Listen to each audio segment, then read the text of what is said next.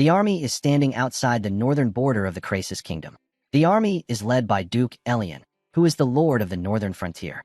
But something is strange, because Elian is very shocked and scared after seeing the army of undead monsters approaching them. The main issue is that the number of the undead is beyond imagination, and not only that, the undead army is also bringing a terrifying poison mist toward them. The soldier standing next to Elian notices something and tells him to look there. Elian is startled to find that the undead army also has the undead knight, Durian, with them. Durian is an undead said to be capable of killing even 10 high-ranking knights in battle with ease. The soldier next to Elian becomes terrified, believing they cannot win against such overwhelming force. So he suggests Elian retreat and prepare for a siege. Elian is also very afraid, but he knows they cannot retreat since the northern wall has already fallen. If the city gate breaks too, then their nation will be finished. No matter the sacrifice, they must hold them back today. But suddenly, someone passes Elian and heads straight toward the undead army. Seeing that, Elian shouts about the person charging in so recklessly. The soldier informs him that it is Lord Urin Rox, sent to the battlefield from the southern Marquise of Rox. He is the protagonist Urin Rox, the one who fights with daggers. However, Elian believes Urin won't be able to defeat Durian. To their surprise, Urin defeats Durian with his dagger, finally killing him. Elian and the soldier are shocked to see Durian getting defeated so easily. They find it impossible, given the rumors about Durian's extraordinary power, yet it is happening right in front of them. Urin then throws his daggers toward the rest of the undead, defeating them in a single strike. Witnessing this, Elian and the others wonder if Urin is a saint sent by the heavens. But Urin himself believes he is nothing like a saint. Suddenly, a pop-up window appears in front of him, informing him that he has gained EXP, and that the Firebone Mountain skill has reached level 1. It is a skill capable of even melting undead marrow. The 10,000 poison absorption technique has absorbed the toxin, the 4 Heavenly Venom Art EXP has increased, and the Firebone Mountain EXP has also risen. Urin thinks to himself that he is not a saint because he will take anything useful for himself. Everything started 6 months ago, when Urin suddenly woke up in bed, wondering where he was since the place was unfamiliar. A maid entered the moment he woke up, and he looked at her with surprise because she was very beautiful, yet he wondered why she wore such strange clothes and carried a sword at her waist. The white-haired maid asked the boy if he was all right. Even though he looked fine, she decided to call the priest right away. The boy tried to stop her because he wanted to ask something important, but she didn't listen and simply left. After that, he stood up, wondering where he was, but became shocked when he saw himself in the mirror. He realized it was not his body. He wondered where his original, good-looking, middle-aged self was. The boy, or more accurately, the man inside, started sobbing, questioning why he looked like a chubby child. He became scared and frustrated, wondering if this was a dream since he couldn't figure anything out. He concluded that if he just went back to sleep, he would wake up in his real body. Suddenly, the priest returned with more people, including a black-haired old man who seemed to know the boy. The priest inspected him while the black-haired man glared angrily, calling him the disgrace of the family. The boy was terrified, wondering who the man was. The priest laughed and told the black-haired man to punish the boy later, since he had just woken up.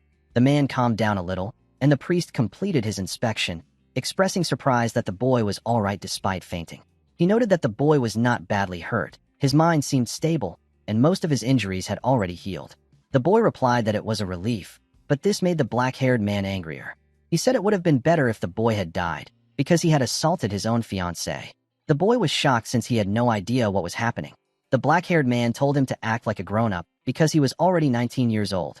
He appeared to be the boy's father, and he scolded him further, saying even his younger brother had already awakened his aura, while he himself was just getting fatter day by day. The boy was stunned after hearing this. His father continued, saying that once he had fully recovered, he needed to go apologize to his fiancée, Ilya, and warned him that his future would be finished if she refused to forgive him. Then, with a heavy voice, his father asks if he understands, and instinctively, Urin replies in fear that he has understood. Before leaving, his father tells him not to disgrace their family name any further. The boy's name is Urin, and he finally realizes the situation after hearing that he is Urin Rox. He realizes that the person in front of him is none other than Urin's father, the Marquis Willington Rox. Hearing that makes his father very angry, and he slaps Urin because he dared to call his father's name directly to his face. Urin falls to the ground after receiving the slap straight across his face. The priest and the other person stop the Marquis, telling him to calm down. Meanwhile, Urin is very surprised, silently praying that this must be a dream, and then he loses consciousness. The next moment, He wakes up again, finding himself in the same place as before. He grows nervous, wondering why he hasn't woken up from what he thought was a dream. The white-haired girl asks if he is awake, but Yurin is in deep shock and suddenly asks if she is Eren. She confirms her identity, which makes Yurin even more shocked and frustrated. He then continues, asking if the reason he is lying in bed after passing out is because he went after Ilya, got beaten up, and fainted. Eren is surprised and asks why Yurin is suddenly being so formal. Her reaction startles him further, and he continues asking if he was knocked out by Ilya. Eren confirms that he attacked Ilya in the room, and she beat him senseless until he fainted. Yurin realizes he is now in a deeply bad situation. Eren doesn't understand why he looks so frustrated, but Yurin believes he is completely doomed. It becomes clear to him that somehow he has ended up inside the web novel he himself wrote, not as the protagonist, but as the trash villain who picks fights with the hero and, in the end, dies miserably. Yurin is far from happy with this situation. He grabs his hair, thinking about how he has ended up in a world that is no longer just a webtoon. Eren doesn't understand his behavior, but Yurin begins crying as he realizes that the creator of that webtoon has possessed the body of Yurin Rocks. To put it simply, Yurin Rocks is a total scoundrel who has no talent, no skills, and never trains. He leeches off his family name as the heir, eventually loses his fiancée to the protagonist, and in his anger, attacks the protagonist, only to be beaten down instead and die pitifully in some back alley. Yurin is terrified, worrying about how he is supposed to survive in such an uncertain world. It is a fantasy world, but he doesn't know what abilities Yurin has at all. Still, he at least knows about the opportunities and items that the protagonist has not yet discovered. Thinking that, Yurin quickly begins planning what preparations he needs to make.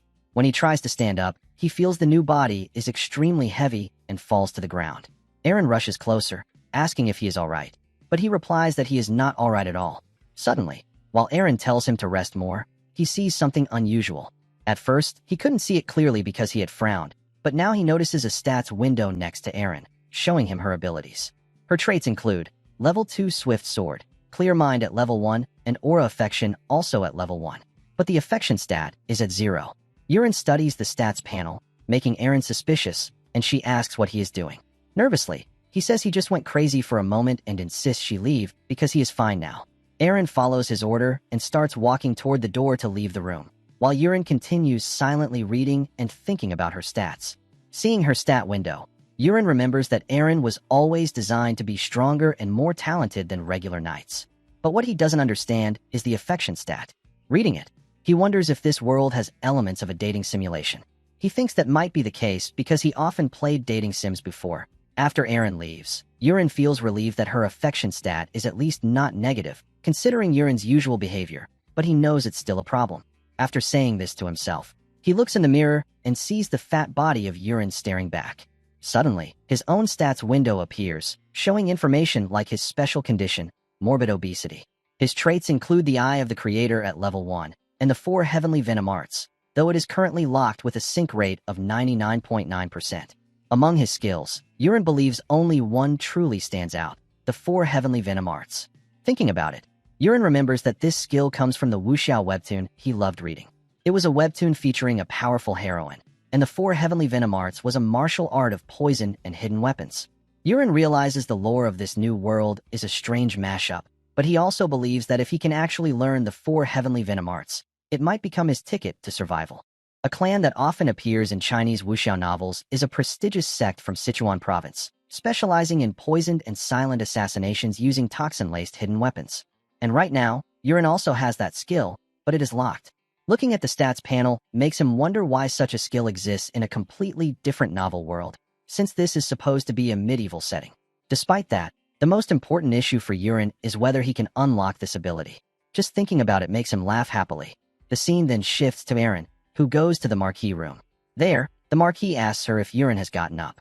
Eren confirms that he woke a little while ago. Then he asks about Yurin's condition, and she reports that he doesn't seem normal because he stumbled when he tried to stand, and his body is still in poor condition. The Marquis finds it hard to believe, since even the priest said Yurin's wounds weren't very deep. He then asks Eren if she noticed anything strange, because normally if he had told Yurin to apologize to Ilya, he would have thrown a fit. But this time, Yurin surprisingly agreed to apologize without saying anything. Not only that, but the Marquis also notices a change in Yurin's personality. However, he believes Yurin cannot truly change, and will simply go back to his usual behavior by the next day. Hearing that, Aaron assures him that Yurin will surely recover step by step. This startles the Marquis, and he immediately turns back to look at Aaron, which makes her nervous. He is shocked to realize that even he, as Yurin's father, has already given up on him, but Aaron still believes in Yurin. Laughing awkwardly, the Marquis admits that he almost feels bad for her, saying he should have just let her live her life as a knight instead. The Marquis looks worried, thinking about how hard it must have been for Aaron to serve Yurin. But Aaron insists that it isn't like that, because today Yurin felt somehow very different from before, though it is difficult for her to explain. The next morning, Aaron goes to wake Yurin and is shocked when he says he wants to start exercising. She cannot believe what she hears. Yurin then asks her to escort him to the drill yard so he can begin training there. Startled by something Yurin has never said in his life, Aaron asks again if he really wants to train right now. Without hesitation, he replies yes, asking if there is any problem. The trait, Eye of the Creator, seems to allow Yurin to view stats, but as for unlocking the Sichuan Tang clan ability, he has no idea how. He wonders if it might be because of his obesity, so he decides to start exercising while figuring out a way to unlock it. Aaron and Yurin begin walking toward the drill yard. Seeing the mansion's garden, Yurin thinks its size is equal to several stadiums combined, and just walking through it already leaves him exhausted. During their walk, they pass by several maids, and when they greet him, Yurin notices that every servant he encounters dislikes him. It becomes clear that all of them hate him. Considering how terrible the old Yurin had been, he cannot blame them. After walking for a while, Yurin, exhausted, asks Aaron how long it will take to reach the drill yard. Aaron replies that they will arrive soon and points out the third training hall, explaining that the first and second are mostly used by the knights. They enter the training hall, where Yurin notices someone already inside. He immediately checks his stats window and is shocked to see that the person harbors a killing urge toward him. This terrifies Yurin. The person's name is Rekha Alian, whose trait is Quick Sword at level 1, and his affection toward Yurin is -91. Rekha looks at Yurin and speaks, asking the reason for his sudden visit to the training hall. Completely frightened, Yurin blurts out Rekha's name, which makes Rekha smile. He says it is an honor that Yurin still remembers him. Shaking, Yurin points at his sword and stammers that of course he remembers, then quickly whispers to Aaron, asking if something happened between him and Rekha. While Rekha resumes training, Aaron asks Yurin if he really doesn't remember. Yurin replies nervously that he doesn't remember at all. Aaron then reveals that a few years ago, when Yurin's father forced him to train, he called Rekha, who had just joined as a trainee at the time, and then Yurin scarred his face with a sword while laughing. After that, the Marquis gave up on trying to make Yurin train. Yurin is shocked to hear this and looks at Rekha, who is still training but glaring back at him with furious eyes, making Yurin tremble. He realizes just how hopeless and disgraceful the original Yurin really was. Understanding the danger of the situation, Yurin decides to leave, more like run away, while Rekha silently watches them go. Once outside the training hall, Yurin asks Aaron if there is any other place where he can train alone.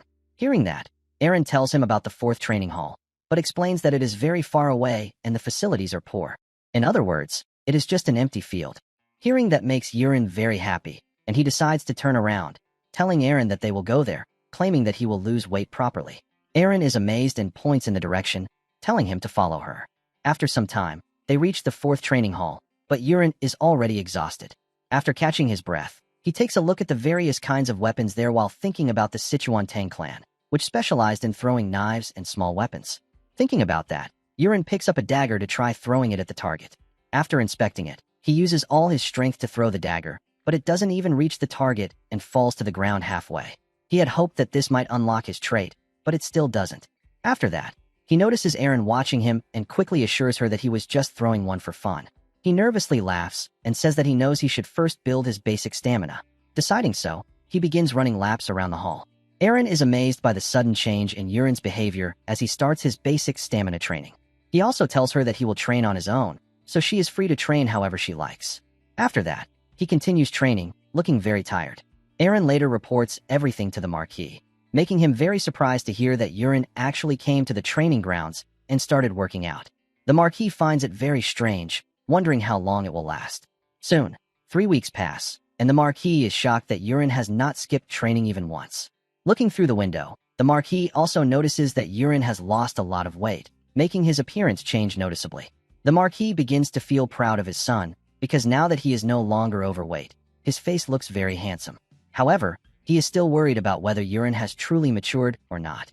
Later, during the sunset, Urine looks at himself in the mirror in his room, thinking about how much he has slimmed down. But the real issue is that the Sichuan clan trait still refuses to unlock. After that, Urine dresses himself and decides to give it another month. If it still doesn't unlock, he plans to steal the fateful encounter mint for the protagonist. Right after putting on his clothes, Erin comes in with dinner, and he thanks her for it. The dinner she brought is chirin soup. Despite its crude name, it is a nutritious stamina dish, very effective for burning fat and building muscle. In the Rox family, it is customary to eat it after every training session. But Urine doesn't like the soup at all and feels doomed at the sight of it once again. Seeing his expression, Erin asks if he is tired of it. Urine instantly replies that he is, because he has been eating nothing but the soup for 3 weeks straight. Hearing that, Erin asks him if he just wants to lose weight or if he truly wants to become a knight, pressing him about his real desire. Urine gives her a thumbs up, saying that he wants to be a knight. Erin then explains that in this territory, even the King Marquis eats chirin soup after training, so Urine should stop complaining and eat his soup.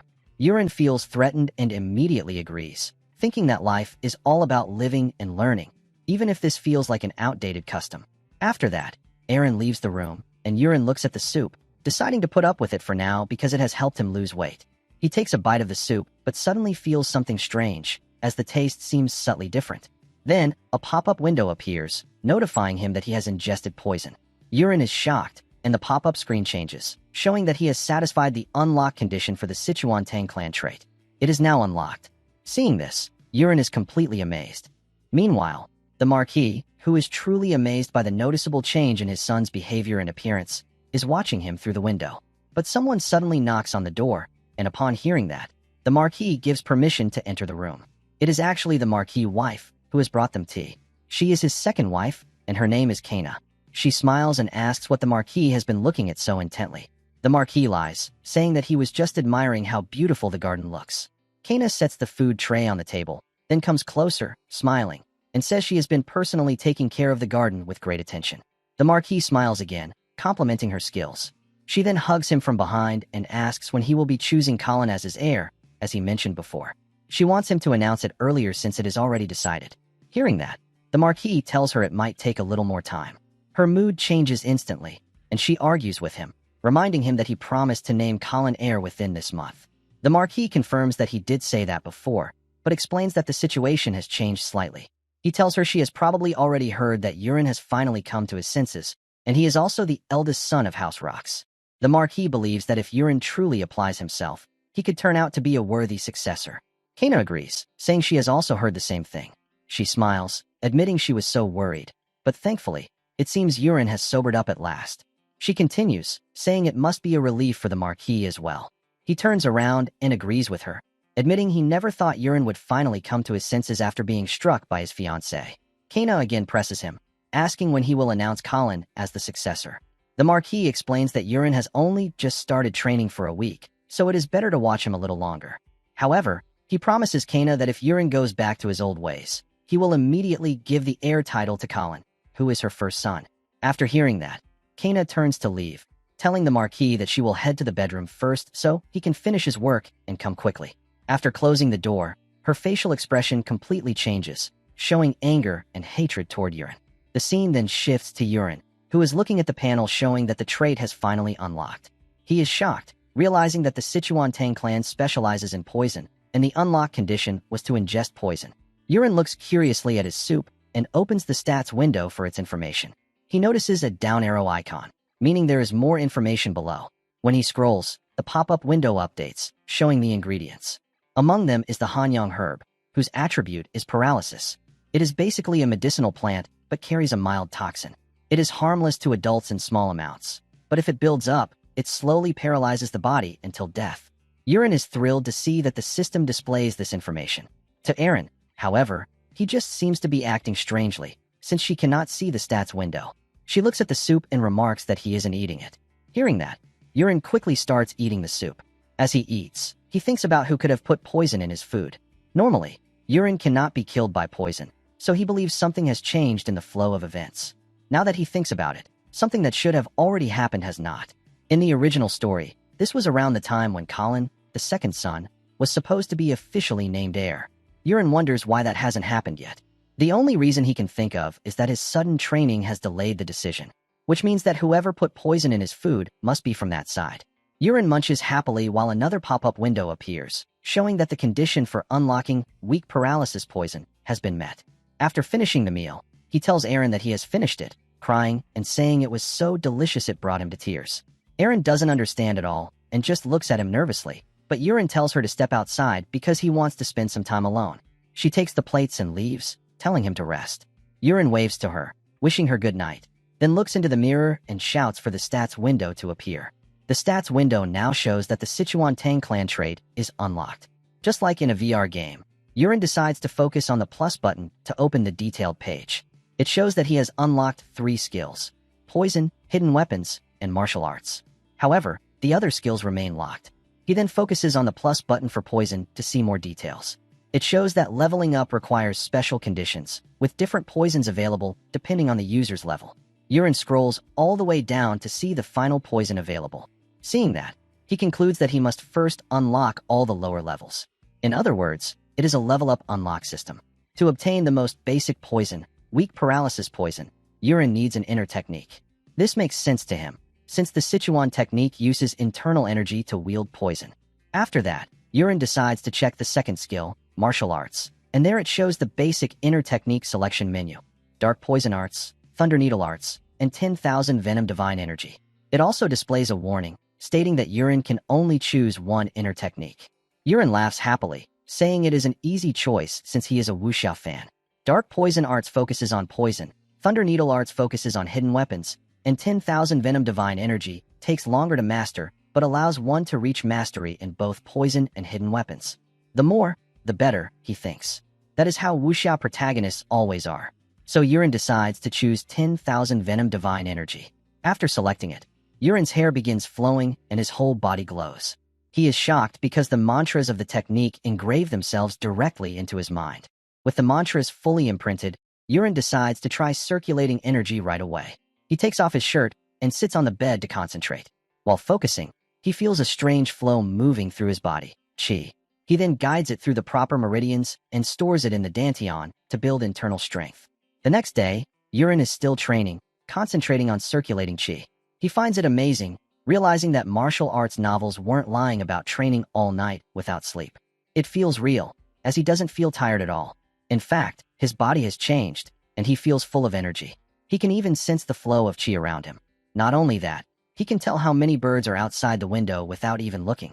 Yurin also feels a solid, warm energy in his dantian, and now, if he circulates qi to his head, he can open the stats window without needing a mirror. The stats window shows that the 10,000 venom divine energy is at 1 star. In other words, only 10% awakened. Suddenly, Yurin senses a familiar aura outside the door and looks toward it. It turns out to be Eren, who has come to wake him up. She sees him sitting on the bed concentrating and asks if he didn't sleep, since his bedding looks untouched.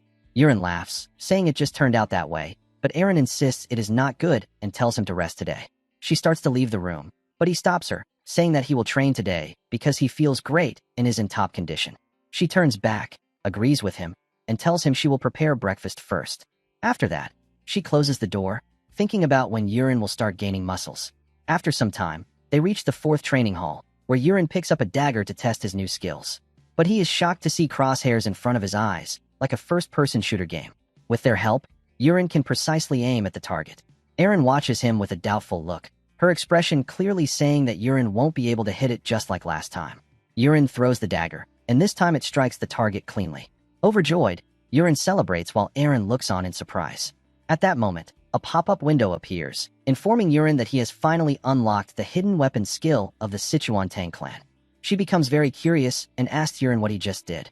Yurin replies that he doesn't know either and tells her that he can only guess it must be the result of the past month's training starting to show. Eren seems very frustrated because there is no way anyone could achieve something like that in such a short time. This makes Yurin realize that it is the first time he has ever seen Eren look so frustrated. Yurin smiles, deciding to try once more.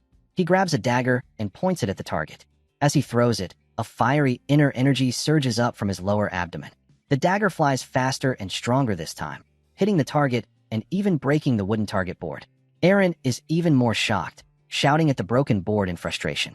Yurin smirks, because to him, having a crosshair from an FPS game appear before his eyes is basically like using a cheat code. In his previous world, he used to play an FPS game called Battle Attack and even won the Yangdongpo PC Cafe tournament. Totally shocked and frustrated, Eren asks Yurin what is happening. This makes Yurin ask her if she can feel anything coming from him. She doesn't understand the question and simply says that, aside from the fact that he has lost quite a bit of weight since yesterday, she can't notice any other changes. Yurin asks if he really has lost weight, and Eren confirms it. She explains that since he has been training every day and eating Chirin soup, he has been steadily slimming down, but today he looks even more noticeably different. Yurin goes along with her words, now understanding that since Eren can't sense the inner energy flowing through his body, it means only he can use it, and no one else in this world can detect it. Smirking, Yurin thinks that he has truly gained incredible power. He smiles, grabs another dagger, and decides to keep practicing. Every throw hits the target easily. This time, Yurin aims at the same spot again, and his accuracy is perfect. Eren is even more shocked. Out of curiosity, Eren decides to try throwing a dagger herself. She throws with all her might, but fails to hit the target. Seeing that, Yurin laughs, saying there is finally something that Eren cannot do. Embarrassed, Eren blushes, but Yurin suddenly notices a pop-up window. It states that he has unlocked the Seikyon Danga memory trait, and also the straight cut skill. This means he can now throw not only faster and stronger, but also use memory-based projection with stones, wood, sculptures, iron swords, or any object as if it were a memorized weapon. Excited, Yurin decides to test it. He grabs a broken sword, but first tells Eren to step aside. Curious, Eren asks what he plans to do with it. Yurin raises the broken sword high in the air, channels his inner energy from the Dantian down to his arms, then activates the straight cut skill and throws it. The sword flies powerfully, not only hitting the target, but also smashing the wooden board into pieces.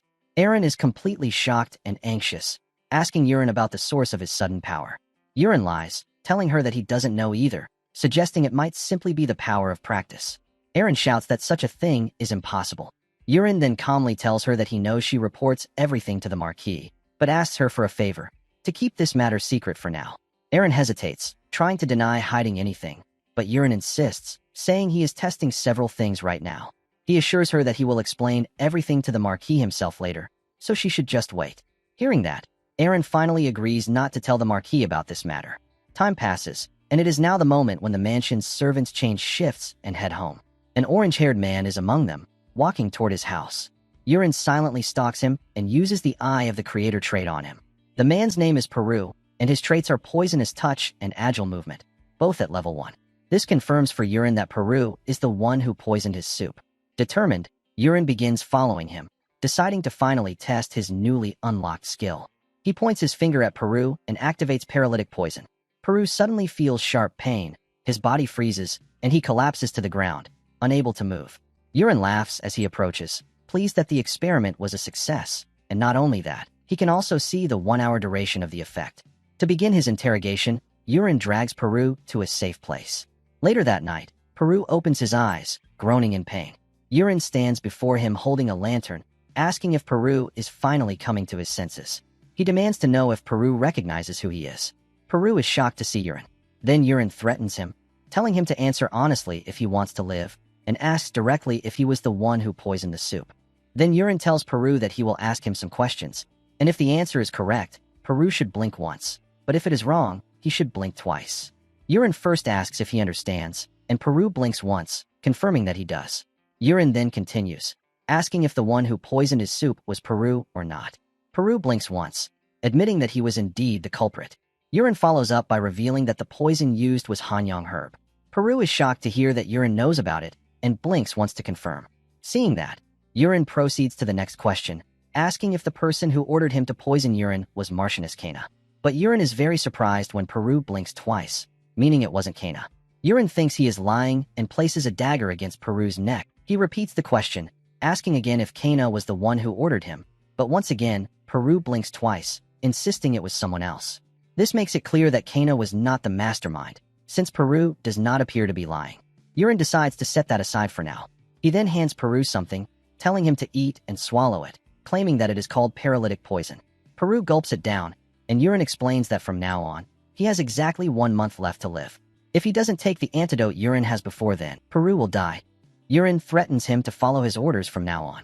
Terrified, Peru has no choice but to submit in order to survive. Seeing that, Yurin places his hand on Peru's head to release him from the paralytic poison. After being released, Peru can finally talk again. Yurin confirms this and immediately asks once more about the person who ordered him to poison the soup. Peru reveals that it was not Kana, but the Knight Captain Kerox Livington. Yurin is stunned to hear that. Peru continues, explaining that Kerox ordered him to make Yurin die of illness within a year. Kerox is Kana's older brother, who became Knight Captain thanks to her marriage with the Marquis. Yurin realizes his deduction was not entirely wrong. Kerox is indeed Kana's accomplice, but that is not the most important part right now. Yurin then gives Peru a sheet of paper. Peru reads it and is shocked to see it contains a list of poisons. Few people are as knowledgeable about poison as he is, and Yurin explains that this means Peru can procure them from the black market. Yurin orders him to use the money he receives from Kerox to buy every poison on the list. He also commands Peru to bring whatever poisons he already has by tomorrow night. Shocked, Peru asks why Yurin needs these poisons. Yurin becomes angry, demanding to know if he gave him permission to ask questions. Frightened, Peru quickly submits. After that, Yurin orders him to go. As Peru begins to leave, Yurin suddenly tells him that the soup must always be loaded with plenty of Hanyang herb from now on. Peru is shocked, unable to believe that Yurin actually wants to be poisoned. After returning to his room, Yurin laughs loudly, finding the situation amusing. He comments that martial arts is very cool and never thought Peru would actually fall for the paralytic poison, which was really just dried leaves lumped together. Now Yurin knows he must quickly master the Sichuan Tang clan martial arts, because if the story follows the setting he wrote, a terrifying event will soon happen in the outside world. The next day passes, and by night, Peru arrives at Yurin's place with the poisonous herbs he already possesses. Yurin inspects them and names them one by one. The first is Hanyang herb, the second is Ukrakpa herb, and the third is wooden vein leaf. Peru is shocked, wondering how Yurin knows about such rare poisons so easily. Yurin smirks, saying this much is nothing, since he can see everything clearly through the status window. Yurin then asks why Peru is carrying the other herbs, because if he only intended to kill Yurin, the Hanyang herb would have been enough. Hearing that, Peru explains that Hanyang herb takes a long time, and once resistance develops, it lasts longer than expected. But if it is combined with Ukrakpa after Hanyang's symptoms begin, the effect becomes stronger. Yurin understands that in other words, poisons become more powerful and subtle when combined. Curious, Yurin asks how Peru learned all this. Peru reveals that when he was just 8 years old, he was sold to the Livington family and trained under a poison master there. Yurin asks if there were many others like him, and Peru explains that there were about 20 children at first, but soon they all died. Only he survived. This makes sense to Yurin, since children without the poison affinity trait wouldn't survive long around toxins. But it also makes clear that Peru harbors deep resentment toward the Livington family. Yurin thinks to himself that he may have just found a very useful tool. He compliments Peru, telling him he did well, and dismisses him. Peru thanks Yurin and wishes him a peaceful night before leaving. After that, Yurin decides to begin his next step. He starts eating the poisonous herbs, one by one, even though he feels like vomiting. But he has already made up his mind tonight. After forcing them all down, the status window pops up with a warning that Yurin is in danger from poison and must perform breathing meditation.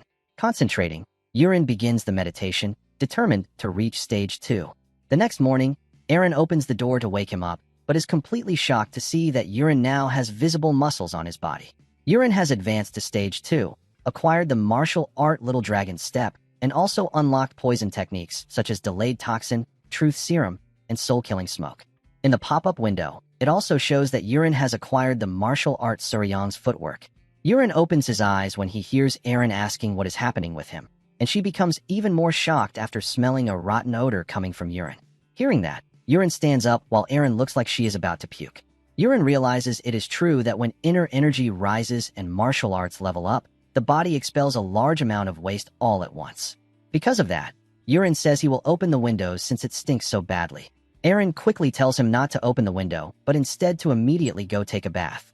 Yurin decides to follow her advice, and later, after changing his clothes, he walks alongside Aaron, smiling inwardly while practicing Suryang's footwork, which is now at level 1. Yurin uses it while walking. This Tang family footwork is perfect for fast movement, assassination, and evasion. Yurin still cannot believe that he is able to learn a skill that normally only appears in wuxia novels. As they walk, Yurin happily copies the movement, but Aaron notices and asks why he is suddenly walking like a drunk, wondering if his body is unwell. Yurin laughs nervously, assuring her that he is fine and telling her not to worry about him. He even tells her to relax her face a little. They continue walking as Yurin keeps doing what looks like a drunken dance. She asks again if he is really alright, and also whether he truly intends to train in Training Hall 1 today, even though there are many nights there. Yurin reassures her once more, saying he is fine and just wants to observe how the other knights train, so she does not need to worry about him at all. Eren decides to believe him, and after some time, they reach Training Hall 1. There, Karox is practicing with his sword, while another knight is swinging a very heavy blade. Two other knights standing nearby notice Yurin and start wondering about his identity. They recognize Eren as Yurin's butler, but they do not recognize the young man behind her. They all question who he is, even wondering if such a handsome boy could really belong to the Marquis household. Soon, they realize the rumors they had heard must be true, that the young Master Yurin has lost a great deal of weight through training. Shocked, they finally recognize him as the infamous Yurin. The knights begin whispering about him, but Yurin becomes angry because he can hear their words clearly through his inner energy, even though they are whispering. Eren then points out someone to Yurin, telling him about a trainee who is training earnestly with good form. The man is a large, dark-skinned, muscular figure, and Eren remarks that he will likely become a junior knight soon. She explains that his movements are the basic sword stances of the Rox family and instructs Yurin to watch closely. Yurin sees the man and immediately recognizes him as Kryde, the main character of the novel and later an ally of the protagonist. Yurin had never described Kryde's background in detail before the hero met him, so seeing Kryde here in the Marquis household feels fascinating. Yurin thinks this might become a useful opportunity later on. Then, he looks at the other knights, all of whom harbor nothing but hatred toward him. But today, Yurin decides they will serve as the test subjects for his experiment. Right there in front of Eren, Yurin begins training while secretly planning to start by testing his prolonged poison skill on a pink-haired man. The pink-haired man suddenly felt very strange and fell to the ground, writhing in pain. Seeing that, two other knights hurried toward him, asking if he was all right. The brown-haired man asked what was wrong with him, even wondering if he needed to go to the toilet, but the pink-haired man replied that it wasn't that. He was in deep pain, before collapsing completely. Seeing this, the bald man shouted that they needed to call a priest. But suddenly, the pink-haired man stopped feeling pain and simply sat on the ground without saying anything. Seeing him like that, the brown-haired man asked again what was wrong now. The pink-haired man replied that the pain was gone. This made the others angry, because they thought he was just messing with them. The bald man scolded him, saying he had already told him to use the toilet when he needed to. While they argued and scolded him, Yurin and Eren silently observed them. At that moment, Yurin decided to test another skill, Soul-Killing Smoke, which was currently at level 1. This skill creates illusions that cause fear and confusion within a set range.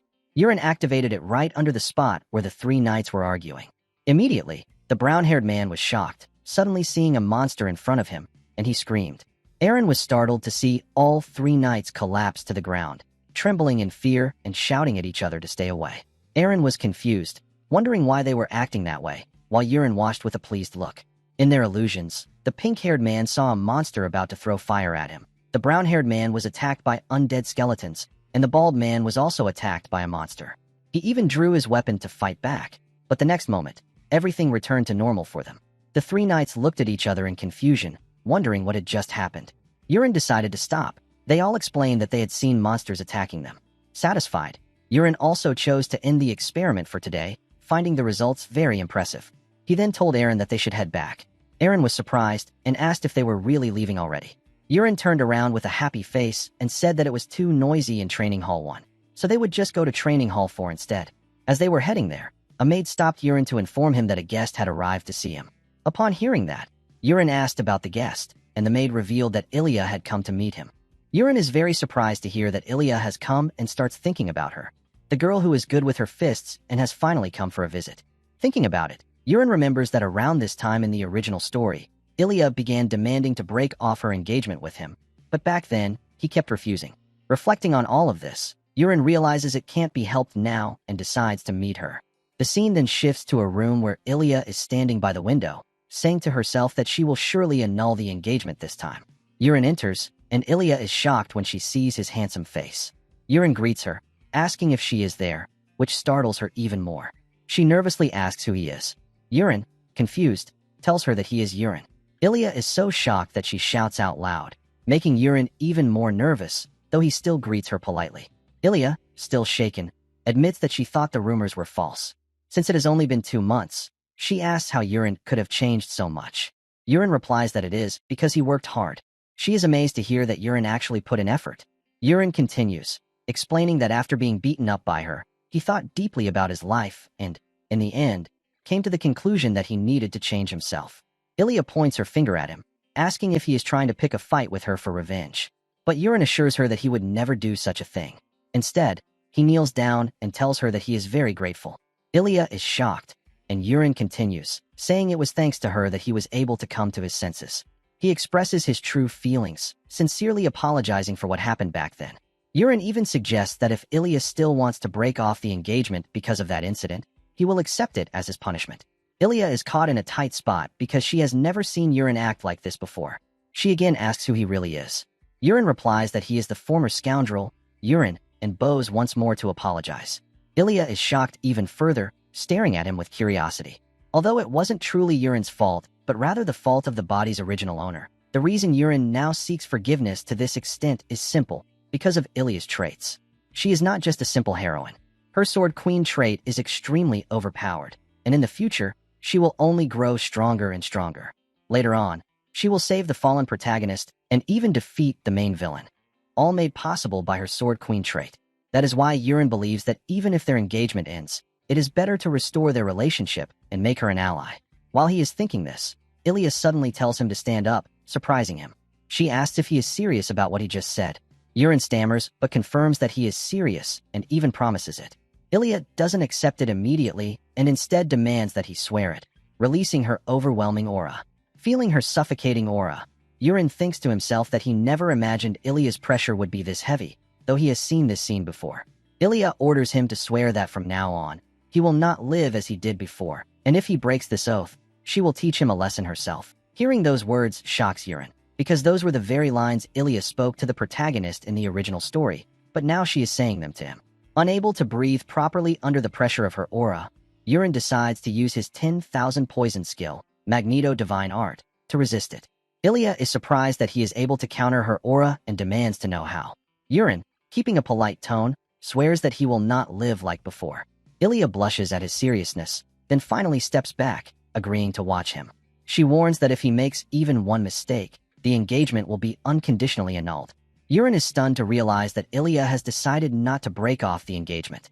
Later, Ilya speaks with the Marquis, who asks if she has met with Yurin. She confirms it. The Marquis then asks if she has decided about breaking the engagement. Ilya replies that she has made her decision. She will not break it. The Marquis is shocked and nervously asks why. Ilya admits that she doesn't fully understand it herself.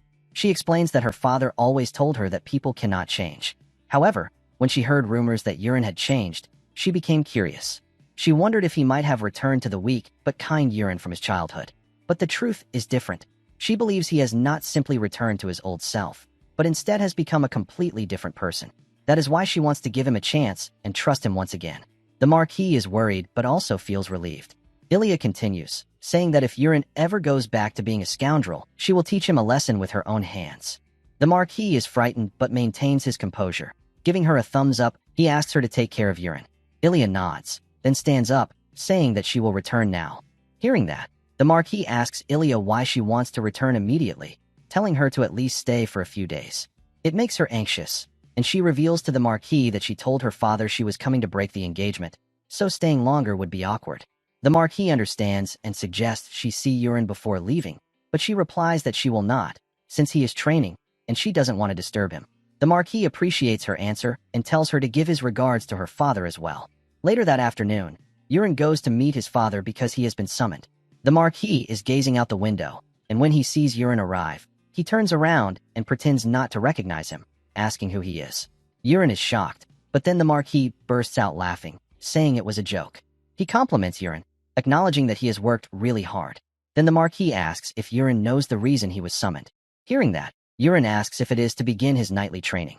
The Marquis is startled by Yurin's reply and turns back, complimenting him again, saying he has also become quick-witted. The Marquis then laughs loudly and declares that he believes the time has finally come for Yurin to learn the proud swordsmanship of the Rox family. But instead of stepping forward eagerly, Yurin raises his hand and calmly calls out to the Marquis, saying that he has something important to say regarding that very matter. The Marquis is utterly shocked when Yurin reveals his desire, not to inherit the family's swordsmanship, but instead to devote himself to the throwing arts. For a brief moment, silence falls between them. Then Yurin confirms, firm and unwavering, that his decision is final. He wants to learn throwing arts instead of swordsmanship. The Marquis, visibly angered, declared to Yurin that such an act was not permitted, dismissing it as nothing more than a cheap trick employed by thieves. He went on to state that with a crude skill like throwing a dagger, Yurin would be incapable of defeating even a knight, let alone bringing down a low-class monster such as a Borak. Unfazed, Yurin met the Marquis's words with confidence. Then let's make a bet, he proposed, on whether or not I can take down a Borak with nothing but a dagger. Hearing that, the Marquis finds Yurin's behavior very arrogant, considering it nothing more than useless stubbornness. The Marquis explains that a warrior's blade requires aura to destroy a Borak's scales, and that is why, in his opinion, even if Yurin practiced those throwing arts for 100 years, he would never be able to pierce a Borak's scales. Instead of arguing back, Yurin smiles and tells the Marquis that in that case, the Marquis, his father, will win unconditionally, so he should just make the bet. The Marquis is shocked and points at Yurin, calling him reckless, but finally agrees, deciding to use this as a chance to break Yurin's stubbornness forever. After that, the Marquis asks what Yurin will wager on the bet. Yurin reveals that if he wins, he wants to handle his own training from now on, but if he fails, he will follow the Marquis's will. Both agree on the terms, and Yurin returns to his room as night falls. In his room, Yurin stands next to his bed, clenching his fist. He realizes that Eren hasn't reported his training to the Marquis, so he can finally attempt a practical test tomorrow. Yurin becomes very curious, wondering how many tries it will take for him to pierce the Borak's scales. Just in case, he decides to eat some of the hidden poison herbs that night and raise the 10,000 poison Magneto Divine Arts to the 3rd star. While he is in the middle of thinking, Eren knocks on the door and enters. Yurin looks at her as she explains that she has come to deliver a message from the Marquis. The time for tomorrow's bet is 12 o'clock, and the place will be Training Hall 1.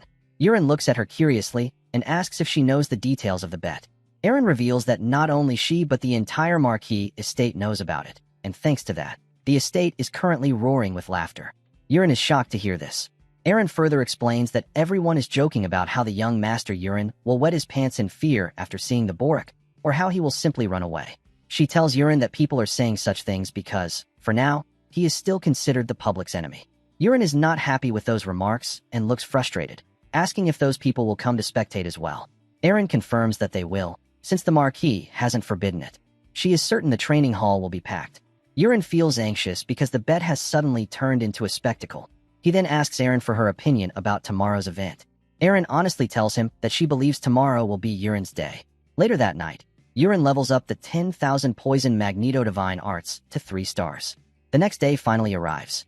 Yurin stands in the middle of the training hall, which is filled with a large and excited crowd, making him very nervous. The Marquis, seated on the throne, calls Yurin forward and asks if he is ready. Yurin nervously replies that he is, but complains about the heavy gathering of spectators. The Marquis explains that he only intended to inform his magician, but somehow the news spread everywhere. He warns Yurin not to embarrass himself in front of so many people. The priest steps forward and begins casting short-range summoning magic to start the match. Yurin is amazed, having never seen magic in person before. A glowing circle appears in front of him, sparks of lightning surrounding it, and then the Borak finally appears. What amazes Yurin even more is seeing in person a monster that he, as the author, once created only with words. The Borak is an ocean monster, standing at a height of 150 centimeters. Even the common spectators find the Borak hideous, and Yurin himself is surprised at its appearance.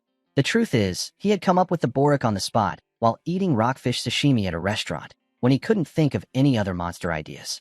Yurin even believes that the Borak might be a little cute, if it weren't for its arms and legs.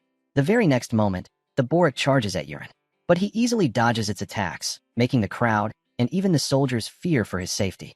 Some soldiers near the Marquis prepare to charge at the Borak, but the Marquis stops them. Meanwhile, Yurin keeps dodging and thinks about how the Borak is charging without warning, yet its speed is not that impressive. Yurin decides to begin his practical experiment by throwing a dagger to test how thick the Borak scales are. But when he grips the dagger and looks carefully, he is amazed to see that the Borak has a weak point.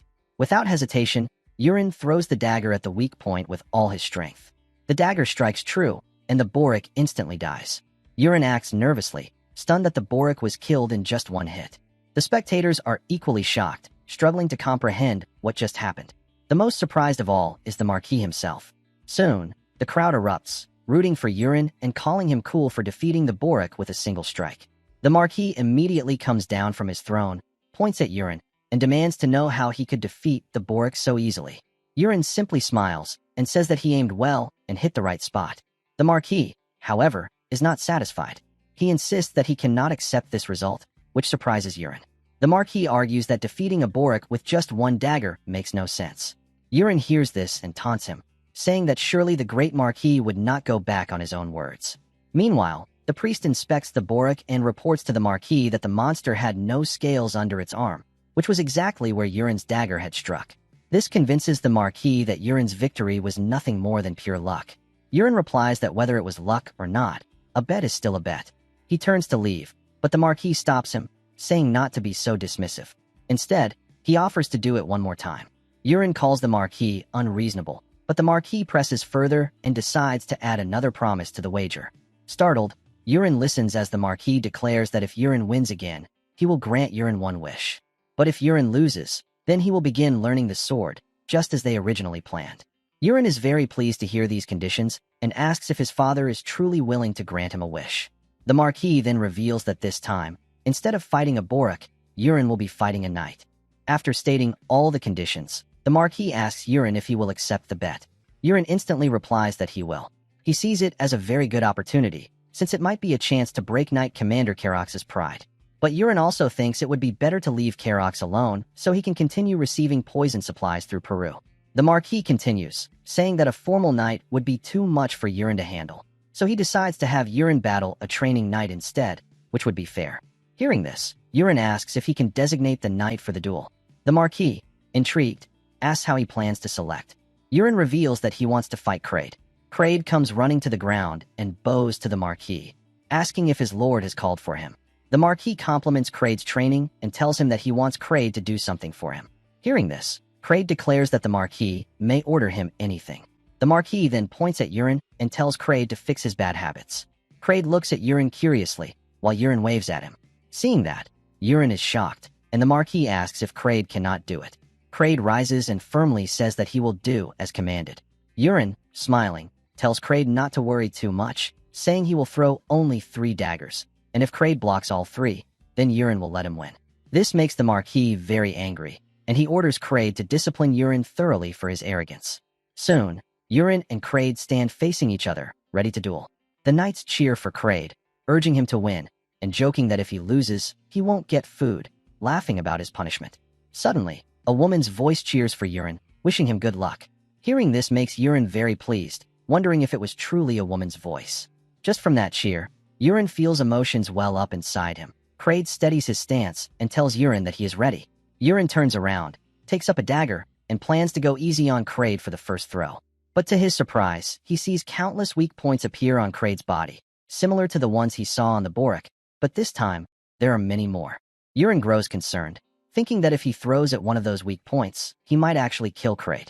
So he aims carefully and throws the dagger without targeting a lethal spot. Even so, Kraid is shocked at the force of Yurin's attack, which is far too overwhelming. He barely manages to block it. The knights are stunned after hearing a sound like a cannon blast. Even the Marquis is shaken. Refusing to accept it, he inspects the dagger and then goes to pick it up, finding it impossible for such an ordinary weapon to have produced that kind of destructive power. Meanwhile, Kraid is trembling. Yurin asks him to loosen up a little, warning that he cannot let his guard down. Yurin then tells him to get ready, because this time he will throw with full power. Yurin thinks to himself that Kraid is still a main character type, so he won't die from this much. Yurin then throws another dagger at Kraid with full strength. Kraid braces himself and tries to block, but the impact creates a mist swirling around him. All the spectators, including the Marquis, are stunned to see that Kraid's sword has already shattered, leaving him trembling until he finally drops it altogether. Seeing this, the Marquis rushes to Yurin and tells him to have a private talk. But Yurin refuses, reminding him that the bet is not over yet. There is still one more dagger left. The Marquis is shocked and tells Yurin that enough is enough. Instead of agreeing, Yurin turns to Kraid and asks him directly whether he wants to end the duel like this. He tells Kraid to lift his head and asks if he truly wants to accept such a half-hearted result. Yurin reminds him that whether it ends in victory or defeat, reaching a clear conclusion is what makes a knight. He asks Kraid again if he is willing to give up. Hearing these words, Kraid hesitates, but then, inspired by Yurin's speech, decides to continue. He asks for a new sword. Suddenly, a blue light bursts forth from Kraid, and he declares that he will not retreat. All the knights, and even the Marquis himself, are stunned to see the training knight Kraid awaken his aura at that very moment. Kraid now stands tall, showing his aura and taking his stance. Yurin, however, is not surprised. He already expected this. He knows that Kraid's berserker trait only manifests when he reaches his very limit. And now, Yurin thinks he can finally test advanced techniques on him. Kraid, standing in his stance, tells Yurin to throw his dagger. The Marquis looks very worried about the situation because no one expected such a massive amount of aura to manifest. It was on the level of a senior knight's talent. The Marquis wonders what Yurin will do. Yurin shows no hesitation after seeing Kraid's aura. He grabs a dagger and throws it, but instead of throwing straight, he makes it curve like a mountain. Seeing that, Kraid thinks Yurin is playing around and powers up to strike it down, believing he will easily counter it. But to his surprise, the dagger dodges Kraid's sword. Both Kraid and the Marquis are shocked. The dagger lands on Kraid's shoulder, knocking him to the ground in pain. All the knights watching are stunned. They murmur that Kraid must be exaggerating because the dagger looked so slow. Some shout that he must be going easy on Yurin just because he is the young master. Meanwhile, Yurin analyzes the experiment, thinking it worked better than expected. He realizes he had infused more internal energy into the throw, which must have caused tremendous pain. Seeing this, the Marquis orders Yurin to speak with him privately later and declares that Yurin has won the bet. Yurin smiles at this, then goes over to Kraid, who is writhing in pain. Yurin places his hand on Kraid's shoulder and heals him using internal energy absorption. Kraid is shocked to feel the pain vanish completely. He stands up and thanks Yurin. Yurin replies that it is no big deal, but Kraid apologizes, admitting that when the dagger flew slowly at first, he thought Yurin was looking down on him. Now, however, he understands it was not that at all. Kraid compliments Yurin, saying the move was a truly exquisite divine technique. He adds that there is no way Yurin could have learned such a skill in such a short time. So he concludes that Yurin must have been hiding his abilities. Yurin is surprised, but Kraid continues, asking if some secret organization is targeting the Marquis family, and if that is why Yurin has been concealing his power until now. Kraid happily admits that he always found it strange that Yurin seemed to be left out. Hearing all this, Yurin remembers that Kraid has the kind of personality that loves conspiracy theories. He tells Yurin to rely on him whenever he fights secret organizations in the future. To Yurin's surprise, Kraid's affection for him rises to 26 instantly. Yurin nervously laughs, saying he will, and tells Kraid they will meet again later. Yurin thinks to himself that berserkers really do have simple personalities. As Yurin starts to leave, Kraid shouts to everyone, telling them to trust him. That young master Yurin was never a scoundrel, and vows to spread those words everywhere. Yurin thinks it would be good to keep close to Kraid, who, as a berserker, can sweep through the Night Order on his own in the future. Yurin then approaches Erin, who is waiting with a towel in her hand. She compliments him on his hard work. Yurin thanks her and takes the towel. As they walk, Erin asks about the technique Yurin used at the end, saying she had never seen it before. Yurin replies that it was a new technique and asks what she thought of it. Erin gives her honest opinion, saying that in her head she ran a virtual sparring match, and if she had faced that move without ever seeing it before, she would have been defeated. But now that she has seen it once, she can block it. Yurin knows she is telling the truth because among her traits, clear mind is an extremely rare and powerful one. They continue talking, and Yurin mentions that Erin has received knightly education since she was young. He says that if she hadn't become his butler, she would probably be a knight by now. He asks her if she is satisfied with the way things are. Erin, amazed, asks why he is suddenly asking her such things. Later that day, the Marquis is reviewing documents in his office when Yurin arrives. Yurin greets him by calling him Lord and asks if he summoned him. This angers the Marquis, who tells Yurin to call him Father when they are alone. Because Yurin keeps refusing, the Marquis says his affection for him is fading.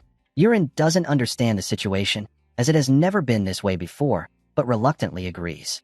The Marquis then asks about the technique Yurin demonstrated the day before. He says that even after searching through books, he could find no throwing skill that uses such clever movement. It has only been a month since Yurin began training, and no matter how much of a genius he is, it would be impossible to develop such a technique alone in such a short time. The Marquis' tone hardens as he demands Yurin tell the truth about what really happened. Yurin cannot reveal the real secret, but he had already prepared for this situation. He tells the Marquis a made-up story, that he found a book in the family library attic while searching for effective training methods. He explains that he tripped over a book left on the floor, fell into a shelf, and another book fell from the ceiling onto his head.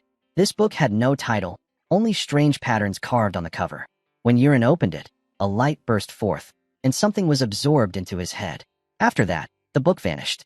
The Marquis is shocked and says the book must have been a magic tome. Yurin smiles inwardly because he already knows what magic tomes are. He himself set up this knowledge.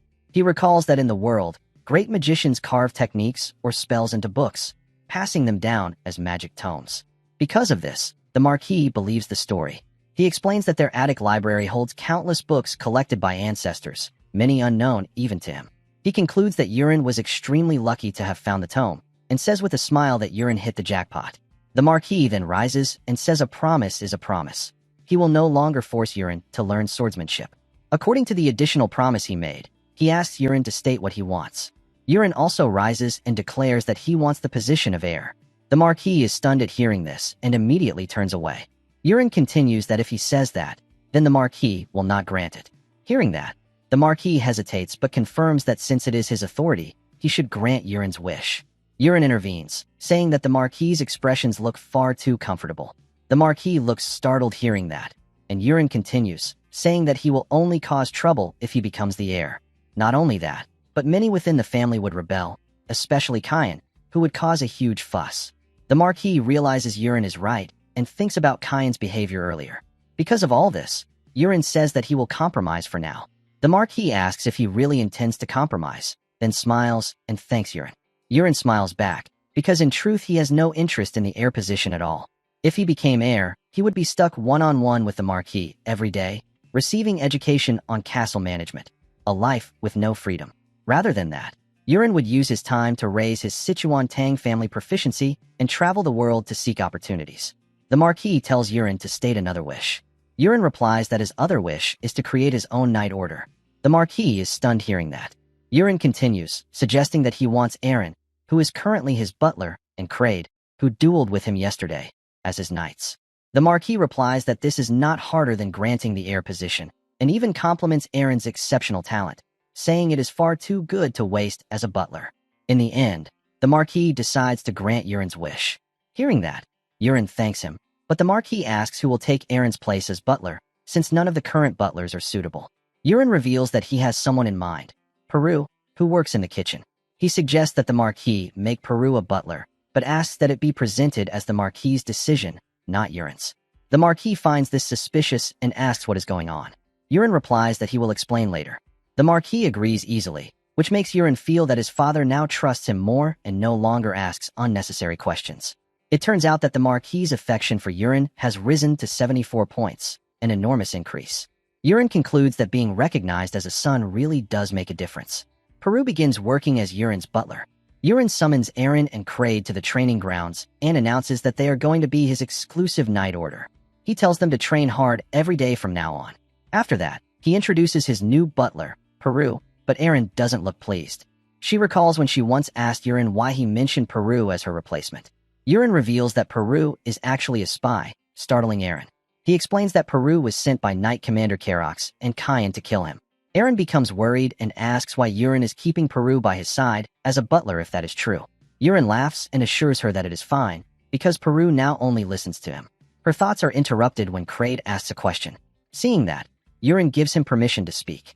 Kraid says that even though there are only 2 of them, since this is still a knight order in name, there should be a senior knight, even if not a commander. Then Kraid looks at Aaron and says that a senior knight should be someone strong, but she looks small and frail, so he should be the leader instead. Hearing this, Yurin agrees that a strong knight should become the senior knight, so he orders Kraid and Aaron to fight right then and there. They begin sparring, and soon the result is clear. Aaron completely overpowers Kraid, forcing him to admit defeat. She then instructs him, saying that his attack patterns are too simple and need improvement, otherwise his moves can be read too easily. Kraid, visibly shaken, replies that he will keep that in mind. Aaron sheaths her sword, and Yurin announces that the leader of the Knight Order will be Aaron. He tells everyone to applaud. Peru excuses himself, saying he will prepare dinner. As he leaves the training hall, Yurin watches him carefully, able to faintly sense his energy even from a distance. Yurin decides to test a new technique, using internal energy to create sound waves instead of voice, transmitting words directly to the target's hearing. This martial art, called sound transmission, is an essential skill in martial arts novels. Yurin uses it and calls Peru's name. Hearing that, Peru turns back and answers, only to freeze in fear because there is no one nearby. Urine calls his name again, which frightens him even more. Urine asks why he looks so surprised. After calming down, Peru nervously asks if it is some kind of black magic. Urine corrects him, saying it is more like communication magic. Peru is amazed and says it is expected of Urine, who was never affected by poison. He explains that he has heard of black magicians who control poison with magic, so he concludes that Urine must be such a person. Urine is amused by Peru's assumption and decides not to correct him, telling him to believe whatever he wants. He then asks if the poison he requested earlier is ready. Peru confirms that the snake mind, a poison extracted from 100 venomous snakes, is prepared, though he admits it was difficult to make. Urine compliments Peru and instructs him to put the poison generously into the Tyrian soup that will be served at dinner. Peru, frightened, quickly accepts the order and runs off. Night falls, and the next day begins. Urine opens his eyes after training his inner energy. Since reaching 3 stars, his inner energy has not risen as quickly as he expected. He stands up, puts on his shirt, and thinks to himself that he doesn't know how much time there is until the world's crisis. He concludes that he has no choice but to leave the Marquis's castle. The next day, Urine informs the Marquis, who is shocked and drinking tea, that he is going out for a while. The Marquis is surprised because it is Urine's first time going out and immediately asks if Urine is planning to go to the town within the Marquis territory. Urine confirms that he is, and the Marquis continues by asking how many days he plans to be away. Urine maintains his composure while secretly thinking that he will actually go much farther, but there is no need to reveal that to the Marquis. So Urine tells him that he plans to be away for a week. Hearing that, the Marquis allows it, saying Urine has been training hard, but then asks about his escort. Urine had already expected this and replies that he doesn't need one. The Marquis is shocked and scolds him, reminding him to be aware of his position as the eldest son of the Rock's family. Urine nervously replies that he is only going to the nearby village, so there is no need for an escort. The Marquis scolds him again, warning that he still doesn't know how dangerous the world is. Even though Urine has become stronger through training, there is always the possibility that he could be poisoned. What the Marquis doesn't know is that poison no longer works on Urine. Since convincing the Marquis is too difficult, Urine proceeds with Plan B and pretends to agree, telling the Marquis he will comply. Seeing this, the Marquis calms down and asks when Urine will depart. Urine replies that he will leave in 2 days. The Marquis nods and says he will prepare an escort for that day as well. Later in his room, Urine admits to himself what he truly plans. He will not take any escort and will leave quietly tomorrow. That afternoon, Peru is shocked to hear from Urine that he doesn't have any money for travel. Urine demands that Peru lend him money, since Peru has funds provided by Karox for buying expensive poisons. Peru hesitates in shock, but Urine threatens him by asking if he doesn't want to lend the money. Frightened, Peru quickly agrees and hands over the money. Then Urine asks if Peru has that as well. Peru, confused, asks what he means, and Urine explains that he saw it last time when Peru took out poison herbs. He discovered that Peru also has a spatial pocket. A spatial pocket is a common setting in fantasy novels, a mysterious pocket capable of holding up to 1 ton of cargo while appearing very small. Peru hesitates again, but with no choice, he lends it to Urine. Urine smiles and thanks him, saying that with the spatial pocket, he won't need to carry a bag. Urine then remembers something, pulls out a herb from his pocket, and gives it to Peru. It is actually fake medicine, but Peru believes it is real. Urine instructs him that this is a month's worth of antidote for his poison. Peru is very pleased to receive it, and Urine compliments him for his good behavior, telling him to continue being obedient. Urine promises that if he keeps it up, he will eventually give him the perfect antidote. Peru is overjoyed by this promise. The next day at dawn, Urine gets ready to leave. He writes a letter and leaves it in his room before sneaking out of the castle. As he walks through the grounds, he notices there are very few people around at dawn. Suddenly, someone notices him and cheerfully asks if he is up early. Urine is startled but quickly goes along with it, confirming that he is. After looking at the old man, Urine senses something unusual about him despite his kind appearance. Urine wonders what it is and almost decides to use the Creator's Eye, but stops himself. After that, Urine successfully leaves the castle, remembering that this is the first time he has ever left its walls. After walking for a while, he comes across the magic tower and enters, approaching the receptionist. Seeing him, the receptionist asks why Urine has come. Urine explains that he wants to use warp. The receptionist immediately stands up in surprise and asks if Urine has used warp before. Urine replies that this is his first time. The receptionist then informs him that they can also accumulate mileage points for their customers. Hearing that, Urine remembers that he set up mileage just like airplanes. Then the receptionist asks about Yurin's destination, to which Yurin replies that it is S Castle. The receptionist comments that it is quite far and begins the process. After calculating the charges, the receptionist informs Yurin that it will cost 50 gold coins. Yurin needs to pay and also sign the usage ticket. It was already expected that warp would be expensive. That is why Yurin borrowed money from Peru. Yurin fills out the form using the fake name Polion, which is a name he once used while playing online games. After checking the documents, the receptionist tells Yurin to follow him and leads him to the rooms upstairs. The receptionist instructs Yurin to enter the room and tells him that he will know he has arrived when he hears a knock. Yurin steps inside, amazed by the warp chamber. Suddenly, the tower shakes with a flash of lightning, and in the very next moment, Yurin hears a knock at the door. This signals that he has arrived at his destination. Yurin is shocked by how fast it was. A brown-haired man greets him and welcomes him to AS Castle. Nervously, Yurin comments that he didn't feel anything and is already here. The brown-haired man smiles and explains that the comfortable warp experience is their magic tower's pride. Hearing this, Yurin wonders if he mistakenly set up warp experience instead of riding experience. The brown-haired man then shows Yurin the way outside, wishing him a pleasant trip and encouraging him to use their service again. Yurin steps out of the magic tower and immediately notices the Western-style buildings, which are completely different from those of the Marquis Castle. Since AAS Castle is in the Western region, the architecture is distinct in shape and style. Not only that, but Yurin also notices the roads are filled with many people. After taking it in, Yurin decides that his first priority is to find the blacksmith alley. He begins asking around for directions. After receiving instructions, Yurin heads out to search for it. But no matter how much he looks, he cannot find the unicorn smithy. Since it is already getting dark, Yurin decides to check one last alley. After climbing a set of stairs, he spots a blacksmith at work. The black-haired man looks up and asks if Yurin is a customer. Yurin replies that he wants to ask him something, and inquires if there is a blacksmith shop called Unicorn Smithy among the smithies in the area. Hearing the shop name, the black-haired man tells Yurin that no such shop exists yet. Yurin is shocked, wondering if he got it wrong, but then the man reveals that he had actually been planning to use Unicorn Smithy as the name of his shop soon. Yurin immediately uses the creator's eye trait on the black-haired man after hearing his words and checks his status window. The man's name is Girinox, and his traits include magic weapon creation and fire affinity at level 3, as well as focus and precision at level 2. His affection toward Yurin is at 14 points, which Yurin finds interesting. Seeing his traits, Yurin becomes happy, thinking he has found the right person. He asks Girinox if he can look at the weapons he sells in his shop. Girinox agrees and invites Yurin over to his side to take a look. Yurin walks around, inspecting the weapons, and then asks Girinox how his business is going. Hearing that, Girinox smiles awkwardly and explains that his shop is located in a corner, and since his skills are still lacking, customers usually just look around and leave without buying anything. Because of this, he doesn't know how much longer he can keep going. Yurin finds that very strange, because the weapons he sees are no joke at all. Each of the swords has excellent abilities and blessings. Yurin asks if Girinox made all of the swords himself. Girinox confirms that he did, but insists that they turned out to be failures. Shocked, Yurin listens as Girinox explains that once completed, the swords became strangely heavy, so much so that even people with great strength could barely lift them. As a result, nobody bought them. Yurin, however, knows the real problem. Only unqualified people have tried to wield the swords. If someone qualified were to use them, the swords would lend their power.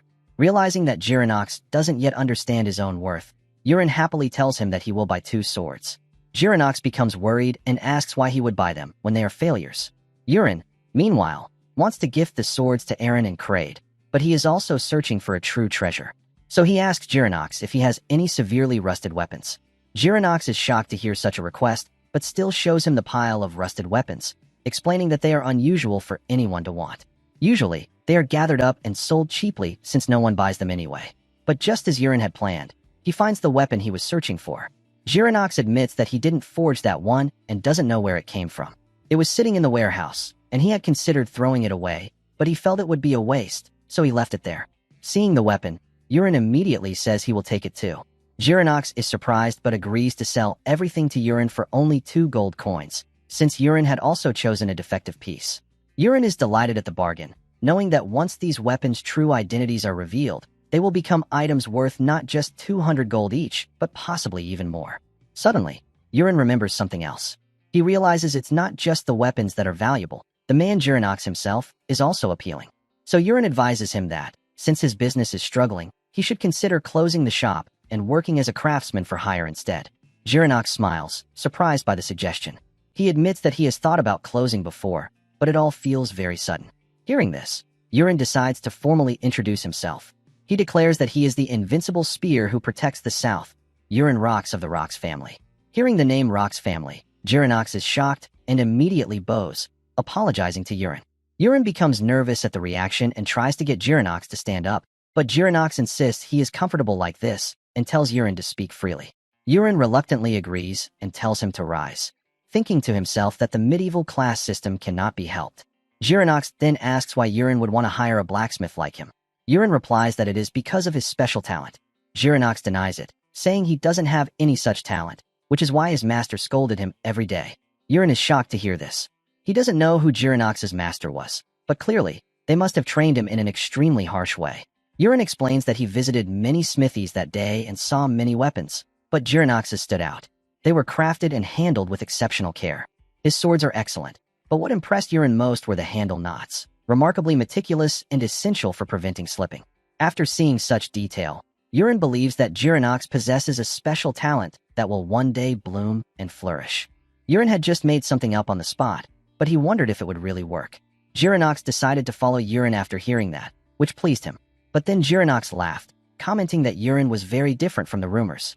Laughing, Yurin asked if he meant the rumors about him being a scoundrel. After that, Yurin told Jiranox he would show him something interesting. He pricked his finger with the dagger to awaken the mystical artifact, Agnes. The dagger began to float in the air, creating strong waves of wind around it.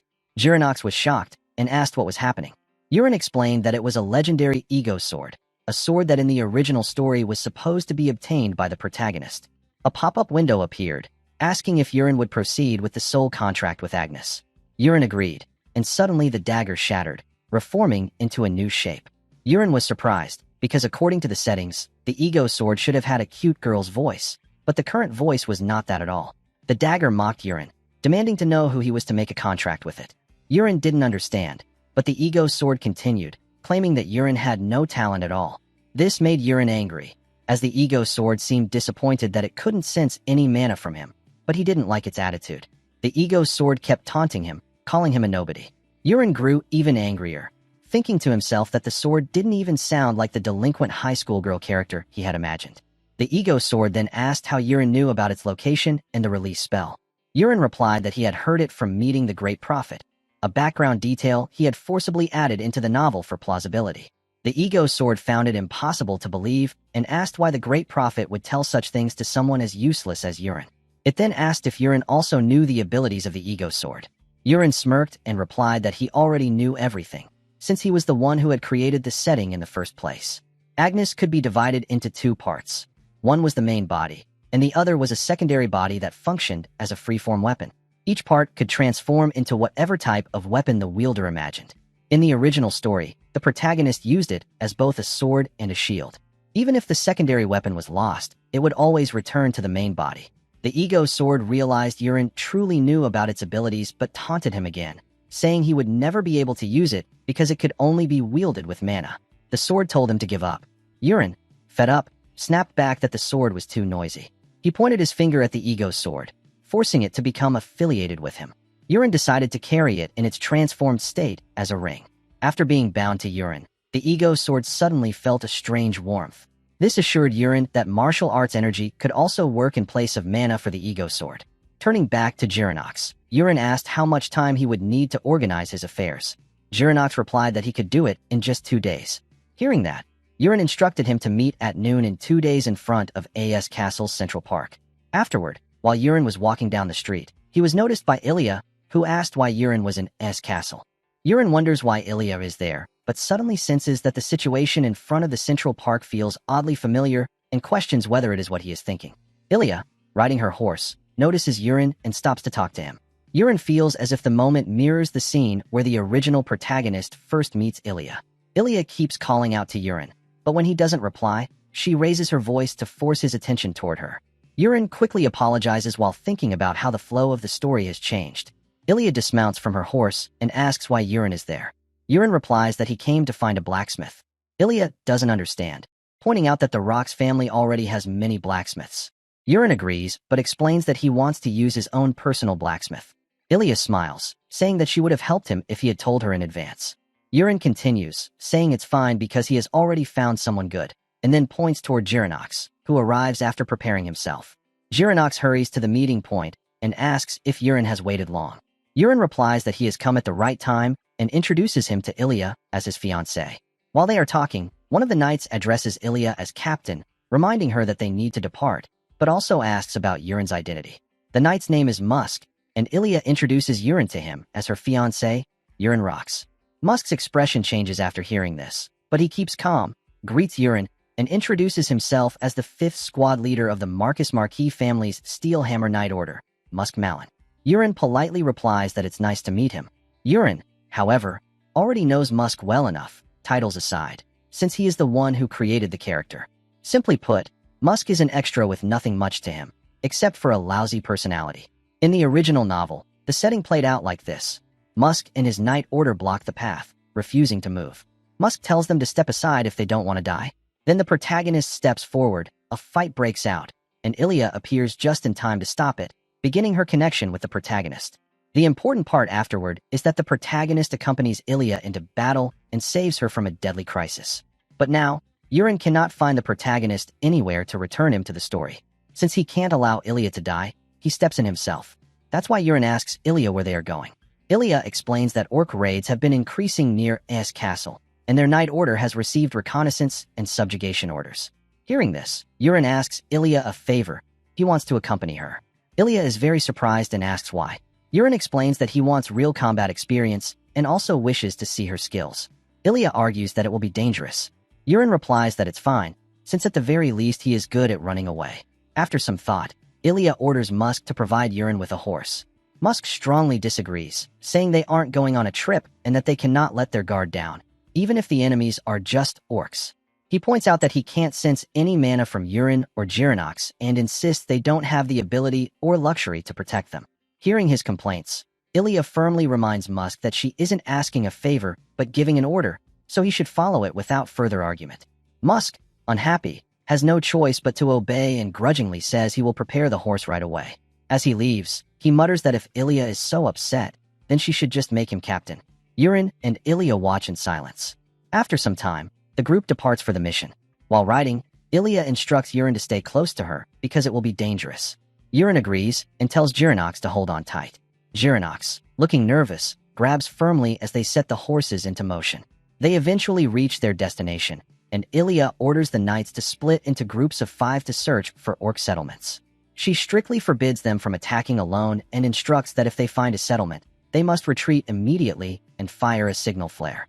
After giving her orders, Ilya leads her team, including Yurin, in another direction. Later, at dawn, Ilya's group is still searching, but the orc tracks are too messy, making it very difficult to locate anything.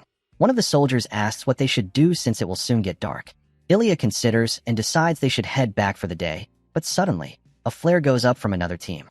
At that very moment, another flare shoots into the sky, and then another. Ilya asks how many have gone up. A soldier replies that he saw 5, but Yurin knows it was actually 4. Ilya reacts quickly and decides to head toward the closest one. They rush there, but upon arriving, they are horrified to find all the soldiers already dead. Ilya, worried about the other soldiers, decides to head toward the flare fired to the south. They hurry there, only to find the same scene as before, all soldiers dead. Ilya freezes in shock, but a soldier urges her to move quickly to the next area. Ilya agrees, but Yurin speaks up, insisting that they shouldn't move right now. Ilya asks the reason for Yurin's objection, and he explains that the orcs in the area are scattered, hunted down by the soldiers one by one. This means there will be no chance of winning like this. Yurin suggests that they stop the operation and fire a signal flare to gather their forces in one place.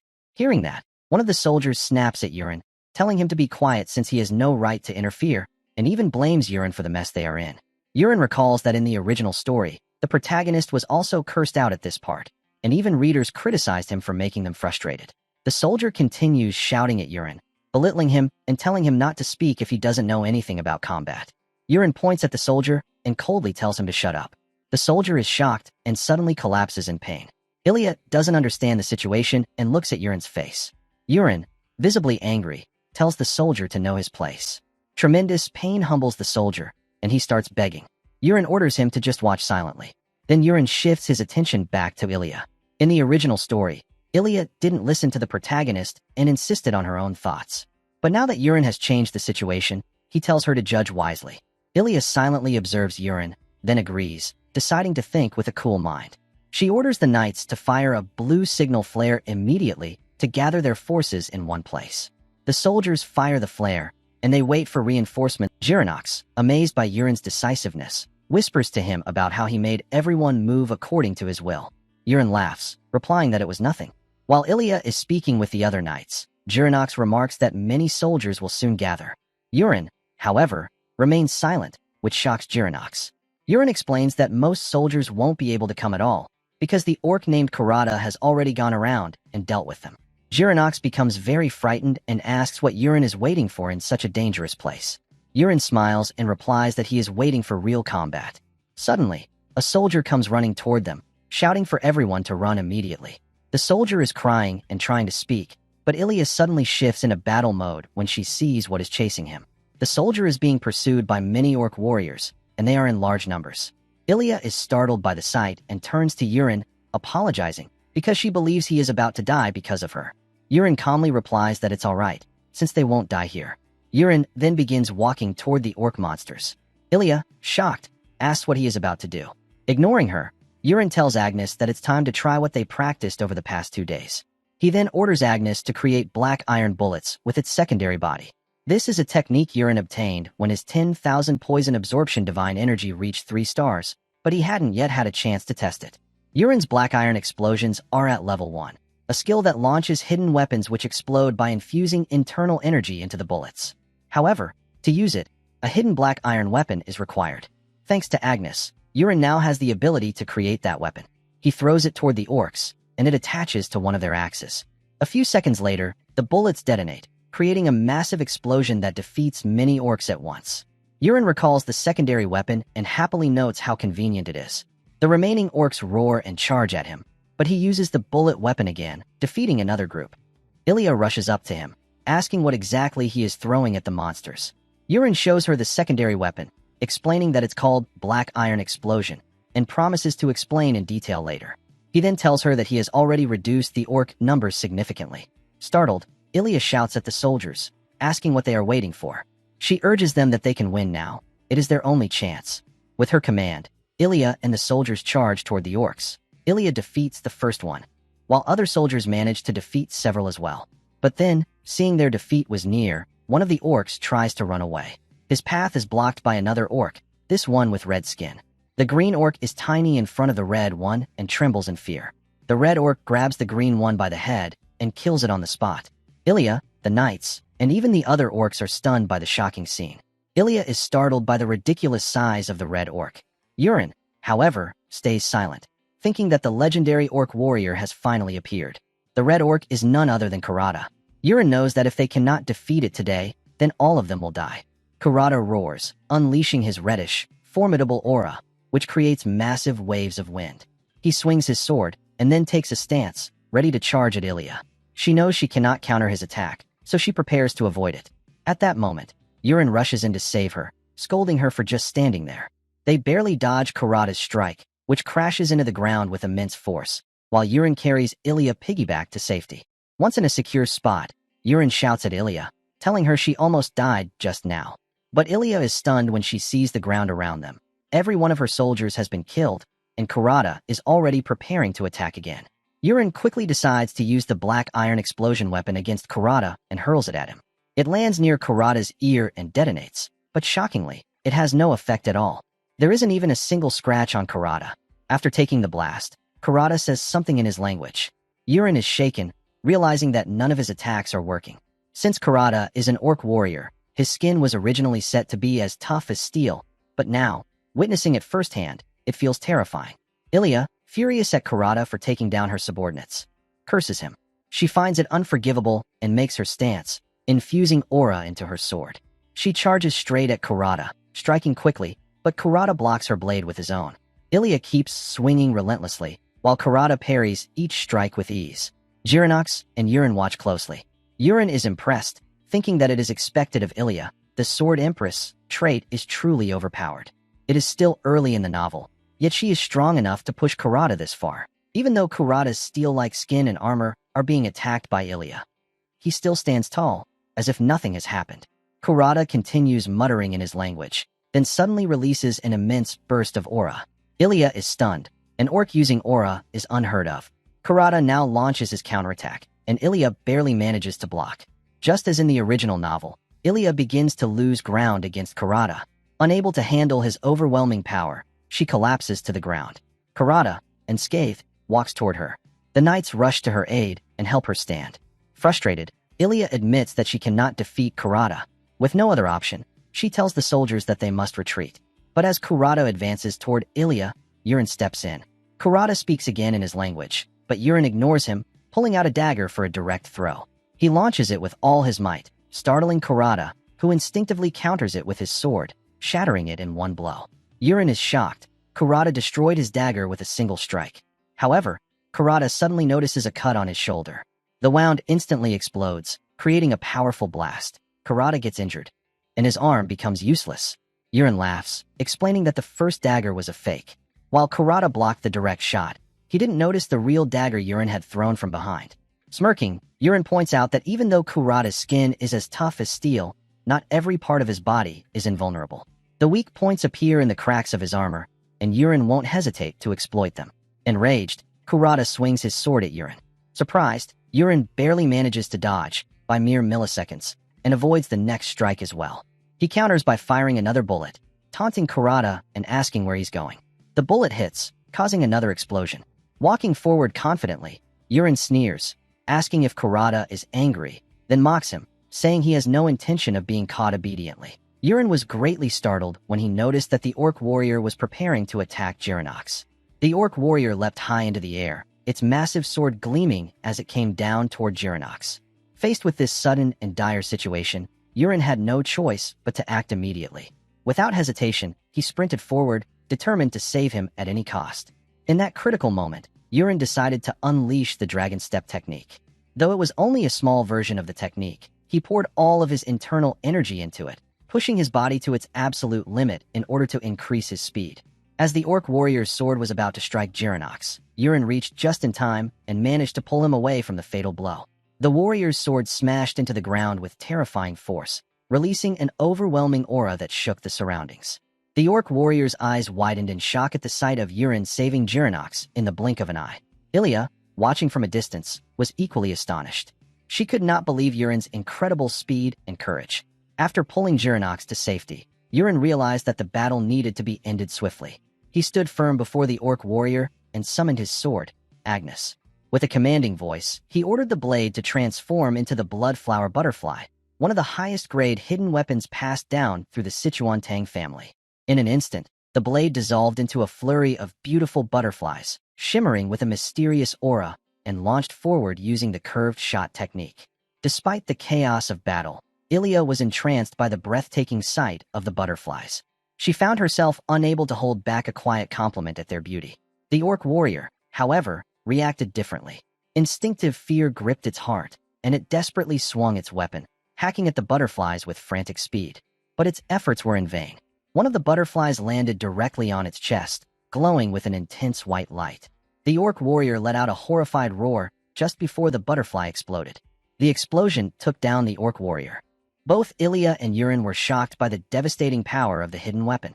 Yurin had expected the Bloodflower Butterfly to be strong, but he had not imagined it would completely take down the orc warriors with a single strike. The soldiers standing nearby were equally stunned, their voices trembling as one of them stammered that the orc warrior had finally fallen and victory was theirs. However, Ilya quickly regained her composure. Thinking clearly, she warned the soldiers that the battle was not over yet, as smaller orc forces still remained nearby. The lesser orcs, startled by her declaration, began to panic. Without wasting a moment, Ilya charged toward them, leading her soldiers to finish the fight once and for all. Meanwhile, Jiranox approached Yurin with gratitude. He thanked him sincerely for saving his life. With that, Yurin's first real battle had ended in success. As night fell, Ilya and her soldiers had completely destroyed the remnants of the orc forces, securing victory at last. After the battle, Yurin approached Ilya with concern, asking if she had been injured anywhere. Ilya reassured him that she was unharmed but admitted that since she owed him her life, it was difficult to express how much she truly appreciated his actions. Yurin only laughed warmly, telling her that helping one another was natural and nothing to dwell on. He then reminded her of the question she had asked earlier about whether he had learned swordsmanship. With a calm smile, he revealed the truth. He had trained in hidden weapons instead of the sword. Ilya was visibly shocked by this revelation. She asked if he truly meant weapons like daggers. Yurin confirmed, explaining that the explosive orb from earlier and even the butterfly technique he had just used were both hidden weapons. Ilya was deeply impressed and somewhat overwhelmed by his skill. She realized that Yurin had mastered hidden weapons to an incredible degree. Yurin, on the other hand, quietly hoped that this experience would broaden her perspective. After all, Ilya had been trained all her life to believe that the sword was the supreme weapon. Now, perhaps, she would come to respect the potential of other arts as well. One of the soldiers quickly reported to Ilya about the preparation of the magic pouch. Hearing this, Ilya raised her sword and declared firmly that even if they could not gather all the remains of orcs right now, they must at least take the remains of the orc warriors as proof of victory. With a sharp motion, she gathered the remains of the orc warrior herself. Girinox was stunned when he saw the size of the orc warrior. Shaking his head in disbelief, he commented that the magic pouch would surely get dirty if they placed the remains of orc warrior inside like that. Ilya looked back at him calmly, explaining that it was fine because the pouch had originally been prepared for storing the remains of the monsters. Therefore, they did not need to worry about it going to waste. With that reassurance, she put the remains of orc warrior into the pouch without hesitation. Once the task was complete, Ilya turned to Yurin and informed him that they needed to depart quickly since the night was growing late and deep. The group mounted their horses and began their journey, but their path was soon interrupted by Musk and two other soldiers who suddenly appeared. Narrowing her eyes, Ilya demanded to know where Musk had been, reminding him that it had been quite some time since the signal flare had gone off. Musk, visibly startled, as if afraid of being caught for some wrongdoing. In a shaky voice, he explained that they had gone too far ahead and had been attacked by orcs on the way back, which caused them to be delayed while fighting. Ilya listened carefully, her expression skeptical. She found his words suspicious and pressed further, asking why only two soldiers had returned with him if his story was true. Musk quickly replied that the rest of the soldiers had been wiped out since the orcs were far stronger than expected. Unconvinced, Ilya demanded to see the bodies of the fallen soldiers and ordered Musk to guide her to the battlefield. Musk's expression faltered, and he nervously tried to persuade her not to go, claiming that it was already too late and that they could check the location tomorrow instead. But Ilya's voice rose sharply with authority as she shouted that he would guide her there immediately. At that, Musk let out a long, uneasy breath and stepped closer to Ilya, pretending to describe the location. However, in an instant, he unsheathed his sword and launched a sudden attack against her. Ilya was caught off guard, her eyes widening in shock at the betrayal. But before the blade could reach her, Yurin reacted swiftly. He hurled a dagger with precise accuracy, striking Musk's arm and forcing him to drop his weapon. Musk cried out in pain and tumbled from his horse, clutching his injured arm. Yurin's voice burned with fury as he confronted Musk, asking if he truly believed such a foolish act would deceive him. He pointed out that any soldier who claimed to have fought a fierce battle with orcs should be exhausted or injured, yet Musk and his men looked completely fine. His words cut through the air as he accused Musk and the two soldiers of colluding with the orcs from the very beginning, leaking information and betraying their comrades. Hearing this, Musk began trembling uncontrollably, and his reaction alone was enough to confirm his guilt. Yurin knew the truth of the betrayal because he was the one who had written this story from the start, and nothing could escape his knowledge. Ilya, filled with righteous anger, drew her sword to deliver justice. Musk fell to his knees and begged for mercy, speaking desperately about the achievements his family had offered to the realm. But Ilya's face remained cold, and she refused to listen to what she considered nothing but lies and excuses. With unwavering determination, she struck with her sword, ending his deceit once and for all. Yurin, watching her fierce resolve, could not help but compliment her strength and decisive nature. Ilya then commanded her soldiers to capture the two remaining traitors. They fell to the ground, begging for their lives and claiming they were only following Musk's orders. The next day, at Aas Castle, the morning passed into midday. Inside his quarters, Girinox was busy trying to wake Yurin from his deep slumber. Yurin slowly opened his eyes, confused, and asked what was wrong. Girinox laughed lightly and told him to wake up properly since it was already lunchtime. Then, with a playful grin, he added that Ilya had arrived dressed in a stunning black gown. Hearing this, Yurin sat up in surprise, his eyes widening as he imagined the unexpected sight of Ilya in such elegant attire. After opening his eyes and noticing Ilya standing there, The very first thing Yurin asked about was her unusual outfit, something completely different from what she had ever worn before. Instead of addressing his question, Ilya brushed it aside and calmly told him to come with her to her house, which immediately surprised Yurin. She revealed that her father wanted to meet him, and therefore, he needed to accompany her. Looking at her now, Yurin thought to himself that the title of the world's greatest beauty was indeed not an exaggeration. Her graceful presence proved it to be true. With no real choice left, Yurin accepted the invitation, though in his heart he remembered the development from the original novel. This was the very moment where the protagonist saved Ilya and later went on to meet Marquis Marcus. Ilya then decided to leave the room, instructing Yurin to prepare himself and meet her outside. Before doing so, Yurin secretly glanced at her status window and realized something important. Her affection toward him had already risen to the level of favorable, and that was simply from helping her once. For Yurin, this was both unexpected and significant. Ilya waited patiently while Yurin got ready, and soon the two of them met up and began walking together. However, they did not get far before being stopped by a crowd of commoners. Upon seeing Ilya, the people began calling out to her as the Iron Blood Knight. It turned out that rumors had already spread, saying she was the warrior who bravely faced the terrifying orc warrior without retreating. The honorable title suited her well, and it was the exact same title mentioned in the original novel. The commoners then noticed Yurin at her side. The young women among them blushed and whispered excitedly, referring to him as Steel Mage Yurin, remarking on how handsome he looked. Yurin was caught completely off guard by this new title, but the explanation became clear. After hearing the testimonies of the surviving soldiers, people had begun spreading stories. Since the soldiers saw Yurin handle steel attacks, they had assumed he was some kind of mage who could control steel. Ilya, a faint blush on her cheeks, turned to Yurin and repeated once again that she was deeply grateful for him saving her life not just once, but twice. Yurin felt a wave of happiness at her words and replied warmly that protecting her had been the natural thing to do. Ilya went on to explain that earlier that morning, she had led soldiers back to the forest in order to retrieve the remains left behind.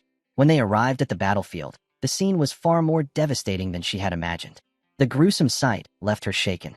At that moment, she realized with absolute certainty that if Yurin had not been there the previous day, she too would have ended up dying as well.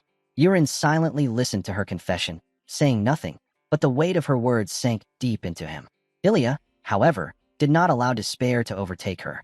As she continued walking, she resolved firmly within her heart to train harder than ever before and grow into a warrior who would stand above everyone else.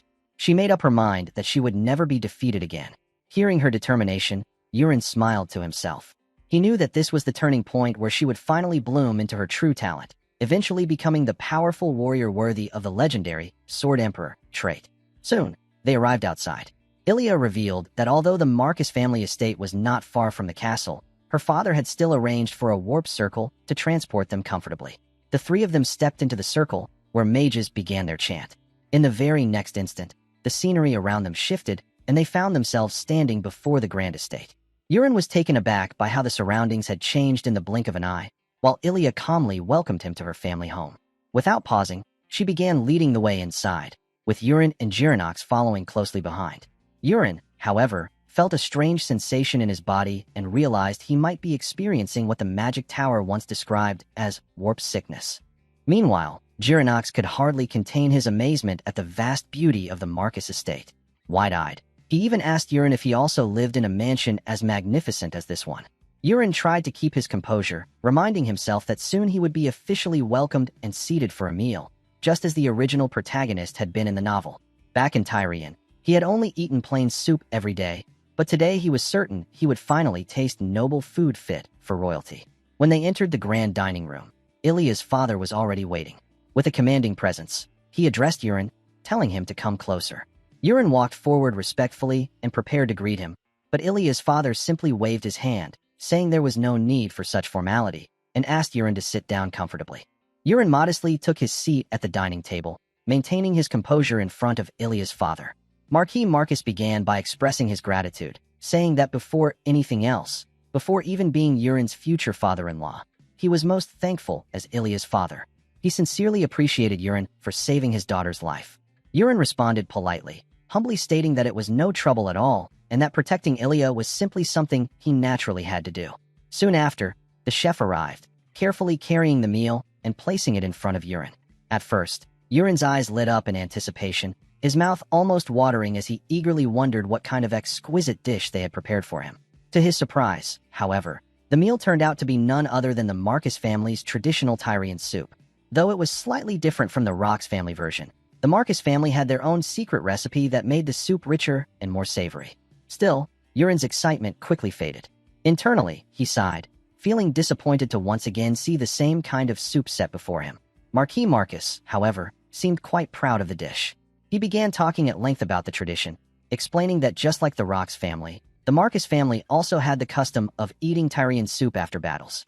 He insisted that Yurin should eat well, treating it as both nourishment and honor. Left with no choice, Yurin picked up his spoon and began eating. Inwardly, though, he thought to himself that there was nothing particularly special about their version of the soup. After all, he was someone who had once eaten Tyrian mixed with poison, so this was far from impressive to him. As the meal continued, Marcus suddenly decided to cut straight to the point. He looked at Yurin and directly asked when he intended to marry Ilya. Yurin was caught off guard by the bold question, nearly choking on his soup. Marcus pressed further, saying plainly that Yurin was about to marry his daughter, leaving no room for hesitation. Ilya's cheeks instantly turned bright red, and she lowered her gaze, clearly flustered and embarrassed by her father's words. Yurin, however, quickly realized that Marcus was testing him. From what he remembered, Marcus's affection toward him was initially at -10, and for it to rise even slightly must have meant something significant had changed compared to the original novel's events. Deciding to give a bold answer, Yurin declared that he wished to marry Ilya right away. His words caused Ilya to blush even more deeply, her heart racing at his sudden confidence. But Yurin quickly continued, clarifying that he had not yet become the official heir of his family and was still viewed coldly because of his past life as a scoundrel. With determination in his voice, Yurin stated firmly that he would change himself and grow into a man truly worthy of Ilya. Only when he officially became the heir would he take her hand in marriage. Ilya was visibly impressed by his resolve, her eyes softening with admiration. However, her father was not yet convinced. Marcus asked bluntly whether becoming the heir was even possible for Yurin, given that his brothers were known to be geniuses. He pressed further, asking if Yurin was truly claiming that he could surpass his brothers and seize the position of heir. Without the slightest hesitation, Yurin looked him straight in the eye and replied with full confidence that he could and that he would. Marcus's stern expression slowly melted into a smile. He admitted he was impressed by Yurin's changes and praised his determination. In that moment, Marcus decided that he would support Yurin's growth and future. After this, Marcus shifted the conversation, informing Yurin that there had already been contact from his father. This revelation shocked Yurin. Marcus explained that news of the events had already reached the Rox family through communication magic, as someone had relayed the story. Yurin, curious, asked what exactly his father had said. Marcus answered that Marquis Rox wanted to speak to him directly through communication magic and had requested a later conversation. He added that once the meal was finished, he would personally guide Yurin to the communication room so that he could contact his father. Grateful for this, Yurin thanked him, though he noticed Ilya sulking quietly beside him, for reasons he could not quite understand. Regardless, it seemed he had managed to leave a favorable impression on Marcus. Later that day, Yurin was escorted to the communication room. The magical circle lit up, and suddenly, he was face-to-face with his father through a live projection. It felt strangely similar to speaking through a modern video call, like a beam of magic projecting his father's image into the room. His father's expression, however, was filled with anger. The Marquis immediately scolded him harshly, his voice echoing like thunder. Yurin, overwhelmed, quickly apologized, trying to calm his father's fury. Yet beneath his anger, the Marquis's concern showed. After his initial curses, he suddenly asked if Yurin had been injured anywhere. Yurin reassured him that he was completely fine. Then came the question that mattered most. His father asked if it was true that Yurin had saved Ilya and slain the orc warrior. Yurin nervously admitted that it was true, but he downplayed his actions, claiming that he had simply been lucky and that things had turned out that way by chance. His father, after a long pause, decided not to press for more details. He stated that he would hear the full story when Yurin returned. Finally, the Marquis asked when Yurin planned to come back. Yurin replied that he would return the day after tomorrow. Hearing this, his father gave one last order, that Yurin should bring his brothers with him when he returned. Yurin gets shocked hearing this. After talking with his father, Yurin spends a joyful evening with Ilya and her father, who is taken aback to learn that Yurin will be leaving as early as tomorrow. Ilya's father, surprised yet pleased to see him again, suggests that Yurin stay for a few more days since it has been such a long time since their last meeting. Yurin smiles politely and replies that he truly appreciates the offer, but his father has entrusted him with an important task that he must complete without delay. Hearing this, Ilya's father offers to provide Yurin with warp magic so that his journey will be more comfortable and less time-consuming. However, Yurin gently declines, explaining that he is still in a stage of growth where he must strengthen himself through continuous training and that relying on warp magic would only hold him back. Impressed by Yurin's determination, Ilya's father laughs warmly and praises his mindset, commenting that Yurin has really grown into a fine young man. He expresses his excitement to see just how much stronger Yurin will become in the future. Yurin, slightly flustered by the praise, glances toward Ilya, thanking her father for his kind words. To his surprise, Ilya is also smiling after hearing his response, which leaves Yurin wondering why she's smiling so brightly. He suspects that maybe she liked his confident answer this time. But in truth, there is another reason Yurin refuses to use the Marcus family's warp magic. After leaving the mansion, Yurin sets out with Girinox, ready to begin his next journey. However, when they start heading in a different direction, Girinox grows confused and asks why they're not going toward the capital as planned. Yurin turns back with a calm smile and says there's a place they need to visit first. He points toward the massive mountain beside the Marquiate, the mountain known for housing the ancient dragon's lair. Girinox instantly recognizes it and admits that he once visited the lair long ago, before he opened his forge. Curious, he asks Yurin if he plans to go there to make a wish like the old legends say. Yurin smirks and shakes his head, revealing that his true goal is to claim a hidden treasure. Girinox looks puzzled, completely unaware of any treasure in that place. What he doesn't know is that this treasure is something only Yurin is aware of, a secret that originally belonged to the protagonist of the story. As they approach the mountain, they eventually find the cave entrance marked Dragon's Lair, once believed to be the home of dragons in ancient times. To their surprise, even at such an early hour, several people are seen visiting the cave. Girinox glances at Yurin with concern, wondering if they'll be able to find the treasure with so many people around. Yurin calmly explains that those people are illusions, fakes created by old magic, and tells Girinox that the world is full of hidden mysteries. Then, with quiet determination, he instructs Girinox to follow him without making a sound as they move around to the other side of the mountain. Girinox, though confused, doesn't question Yurin's command and simply follows along. By the time they reach the backside of the mountain, he looks around, frustrated, saying that there's nothing there. But Yurin's sharp eyes have already spotted what he came for, a concealed handle embedded into the rock wall, crafted in the peculiar shape of a car door handle. He scans the area carefully to make sure no one is watching, then grabs the handle and pulls it just like opening a car door. Instantly, a hidden door materializes and swings open, revealing a secret passage behind it. Girinox's eyes widen in disbelief as he stammers, asking what kind of magic could possibly create such a thing. Yurin doesn't bother explaining. Instead, he gestures for Girinox to follow. Together, they step into the hidden passageway as the door silently closes behind them, sealing their presence from the outside world. Girinox finds the inside of the cave far brighter than he expected. While marveling at the sight, he suddenly spots a sparkling gemstone embedded in the wall, and his eyes light up with excitement. Just as he reaches toward it, Yurin quickly raises his hand, stopping him in his tracks and firmly ordering him not to touch it. Confused, Girinox freezes and looks at Yurin, asking nervously what kind of trap could be hidden in something that looks so harmless. Yurin smirks and calmly explains that if Girinox were to touch that gemstone, the entire chamber would instantly transform into a sea of fire. The thought alone makes Girinox tremble, his face turning pale as he takes a careful step back. Yurin continues walking ahead and instructs Girinox to stay close behind him because the cave is filled with numerous traps like this one.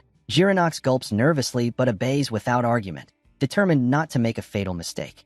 After a cautious walk through the narrow and glowing tunnels, they finally arrive at a seemingly ordinary section of the cave. Yurin stops and looks around, confirming that this is the place he was looking for. Girinox, still confused, glances around and mutters that there's nothing here except rock and dust. Yurin turns toward him and asks if he knows what lies beyond this wall. Girinox shakes his head, still not understanding. So Yurin explains that the so-called dragon's lair that people visit is merely a fake, a distraction. Beyond this wall lies the true hidden chamber, and right now, he can sense the faint spiritual energy of the people bowing and praying outside. After saying that, Yurin kneels near an ancient altar and says it's time to see the real treasure. Girinox, even more puzzled, asks what treasure he's talking about. Without answering directly, Yurin feels around the base of the altar, finds a small concealed handle, and pulls it. A hidden compartment opens up, revealing a large box inside. As the lid creaks open, Jiranox gasps in disbelief. The box is overflowing with gleaming gold coins and gemstones. His jaw drops, but before he can say anything, Yurin ignores the gold and instead picks up a small package placed neatly in the center. He explains that this is what he truly came for. Yurin opens the package, and a glowing system window appears before him. The notification reads, Warrior's Jade, Effect, Rebirth. It's a rare and powerful artifact, an essential item for those seeking to become stronger. A satisfied smile spreads across Yurin's face as he pockets the jade and tells Jiranox to start packing all the gold into their magic pouch. Jiranox quickly gets to work, still amazed by the treasure they've uncovered. Once everything is packed, they make their way out of the cave. As they walk down the mountain path, Jiranox, still catching his breath, asks where they'll be heading next. Yurin calmly replies that their next destination is the Tower of Magic within the castle, where they'll use the official warp gates to continue their journey. Jiranox nods in understanding, remarking that it's strange how even at this late hour, there are still so many people traveling toward the countryside. Just then, Yurin suddenly stops in his tracks. His expression hardens as he spots a mysterious figure wearing a dark robe walking along the road ahead. A chill runs down his spine. Using the eye of the creator, Yurin tries to assess the person's stats, but as the data begins to appear, his eyes widen in shock. He instantly recognizes her. She's a character who doesn't appear until the latter half of the novel. Jiranox notices Yurin's sudden change in behavior and calls out his name, but Yurin doesn't respond. His mind races as he studies the woman's overwhelming aura, realizing that her power is on a completely different level. There's no doubt about it. He cannot defeat her, not now. Before he can plan his next move, the woman suddenly turns her head. Yurin's heart skips a beat, and one thought flashes through his mind. He needs to get out of there as fast as possible. Yurin tells Jiranox to quickly head down toward the castle, urging him to hurry because he's feeling hungry. Jiranox, confused by Yurin's sudden change in tone, hurries after him and insists that they go together. Meanwhile, the mysterious woman in the robe, who had been walking ahead, suddenly stops and glances back in Yurin's direction. The scene then shifts to Yurin's inn, where he sits on his bed deep in thought. Something about that woman from earlier doesn't make sense to him. Her appearance shouldn't have happened. Not yet. Not this soon. She's a character who is only supposed to appear during the latter half of the story, yet she was there at the dragon's lair, a place she had no reason to be at this point in time. Yurin tries to make sense of it, wondering if her appearance means something has shifted in the story's timeline. According to his knowledge, that woman's search for the Divine Dragon Cave's treasure should occur much later. The fact that it's already happening makes Yurin feel uneasy, as though the flow of events is subtly changing beyond his control. He also realizes he doesn't know what the original protagonist is doing or where he has gone. Everything feels uncertain now. For the moment, Yurin decides to focus on what he can control. He picks up the warrior's jade from his table and, without hesitation, decides to consume it immediately instead of saving it for later. The moment he swallows it, an intense heat rushes through his body. Determined to endure the pain, Yurin sits cross-legged and begins circulating his energy, entering deep cultivation. Moments later, a system notification appears before him. Your body is undergoing transformation, adapting to a stronger form. Yurin keeps cultivating until his energy stabilizes. When he finally opens his eyes, another notification pops up, informing him that he has successfully attained the heavenly martial body. It's a legendary physique often mentioned in martial arts novels, the strongest physical trait blessed by heaven itself. Whether wielding a sword or striking with his fists, a heavenly martial body can replicate and master any technique after witnessing it just once. Yurin stands up, and a surge of strength flowing through him. Just then, the door bursts open, and Jiranox enters, calling Yurin's name. Yurin calmly gives him permission to come in. Jiranox, cheerful as always, asks if Yurin is awake and offers to prepare breakfast. But he suddenly stops mid-sentence, his eyes widening in shock. Pointing at Yurin, he exclaims that Yurin looks noticeably taller than before. Yurin blinks in confusion and tries to laugh it off, insisting that it must be Jiranox's imagination. But Jiranox shakes his head and replies confidently that, as a blacksmith, he can accurately measure dimensions just by looking. He gestures with his hand, saying that yesterday Yurin was definitely around 178 centimeters, but now he's 182. Yurin gets nervous for a moment, realizing that Jiranox's sharp observation is no joke. He laughs awkwardly, complimenting Jiranox's attention to detail, but then shrugs it off, thinking that it's probably a good thing. After all, it's a benefit of obtaining the heavenly martial body. Feeling pleased with his new form, Yurin gets ready, and together they head to the Tower of Magic. Upon arriving, they meet the tower's receptionist. The man greets them politely and asks how he can assist. Yurin replies that they'd like to use the warp service. The receptionist asks for their destination, but when Yurin says they're going to the capital, the man's expression immediately stiffens. He explains that travel to the capital is currently restricted. Yurin, taken aback, asks why, and the receptionist elaborates that the restriction exists because of potential threats to the royal family. Therefore, only those with special status or permission are allowed entry. Yurin frowns, realizing how complicated aristocratic politics can be. Then, deciding to handle it directly, he reveals his true identity to the receptionist. In a composed tone, he introduces himself as Yurin Rox, the eldest son of the Rox Marquis family, and gestures toward his companion, saying that Jirinox is his personal blacksmith. The entire room falls silent for a moment. The workers in the tower stare at Yurin in shock before whispering among themselves. One of them finally speaks up, confirming in disbelief that this is the Steel Mage, Lord Yurin himself. Yurin smiles modestly and nods, saying that it's true. The workers are visibly amazed, and one of them eagerly asks if it's true that he can continuously hurl iron balls that explode on impact. The group surrounding Yurin becomes increasingly curious, asking him detailed questions about the formula he used to create his magic and how he was able to designate targets so precisely. Yurin finds himself completely surrounded by the mages. One of them suddenly asks why they are unable to sense even the slightest trace of mana from Yurin, which only heightens their confusion.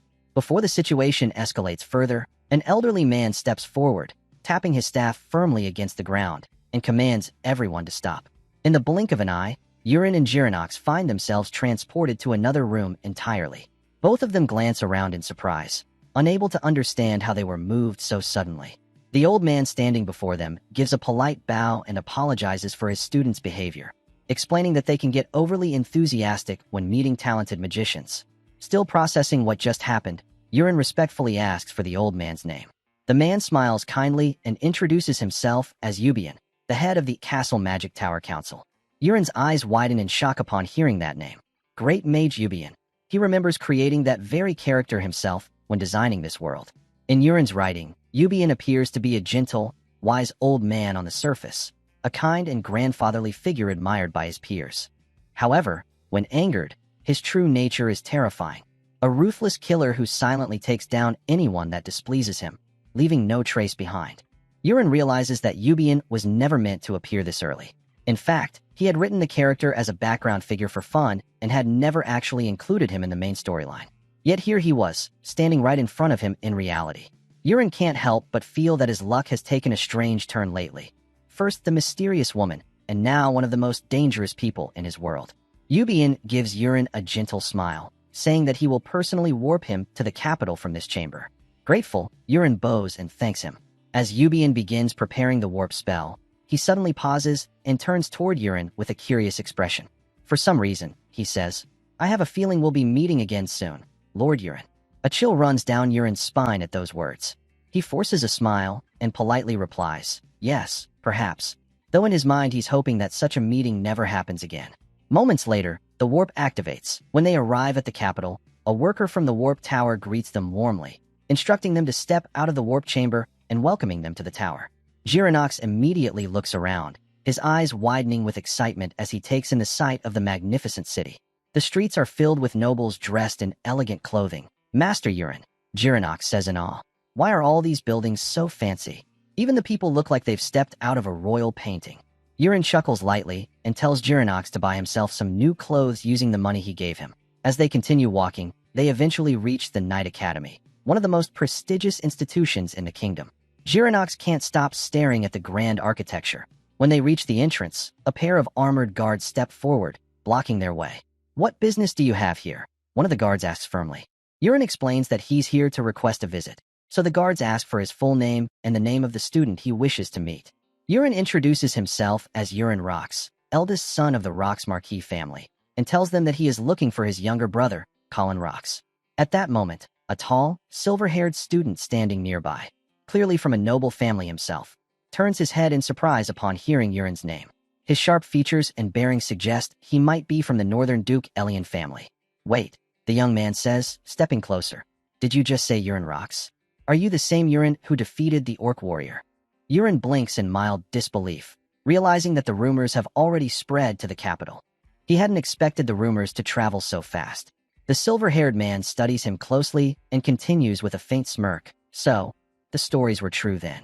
You really are strong, aren't you? Yurin's expression hardens as irritation flickers across his face. The silver-haired man has been speaking to him informally, without a hint of respect, despite this being their very first meeting. The silver-haired guy looks a little puzzled, unsure why Yurin's expression suddenly turned cold. Controlling himself, Yurin forces a polite smile and replies that it's nothing, he's just too kind. Then, keeping his tone humble yet sharp, he asks for the man's identity. The young man grins confidently and introduces himself as Carrick Elian, the second son of the Duke Elian family.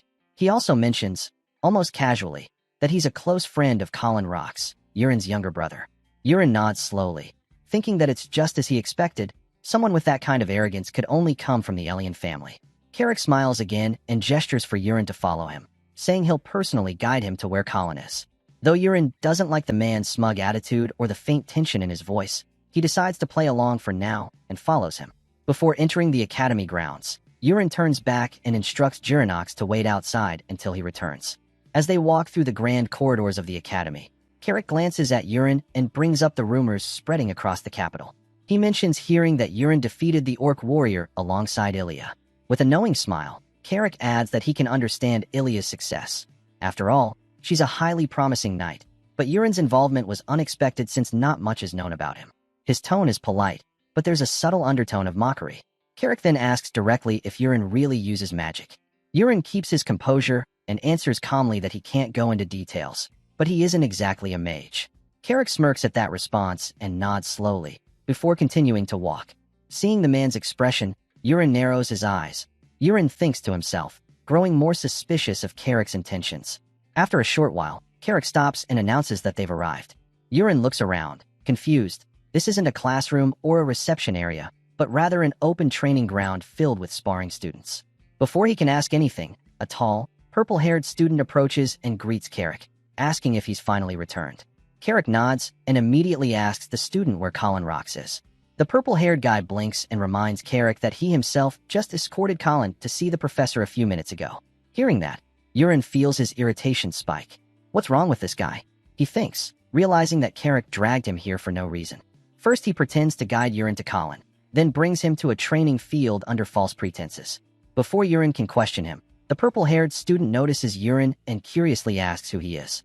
Carrick turns to him and, with a faint smile, introduces Yurin as Colin's older brother, the same Yurin Rocks who defeated the orc warrior together with Ilya. The purple-haired guy looks impressed, but Carrick quickly interrupts, adding that Yurin had just confirmed he isn't a mage, which means he must rely purely on his physical ability, just like them. Yurin immediately understands what Carrick is trying to do. He's trying to provoke him, probably planning to humiliate him in front of his friends. Still, Yurin remains silent and composed, deciding to play along for now. Carrick continues with a sly grin, pointing out that he's also heard Yurin fights using daggers, iron balls, and even mechanical butterflies, an unusual combination for a noble.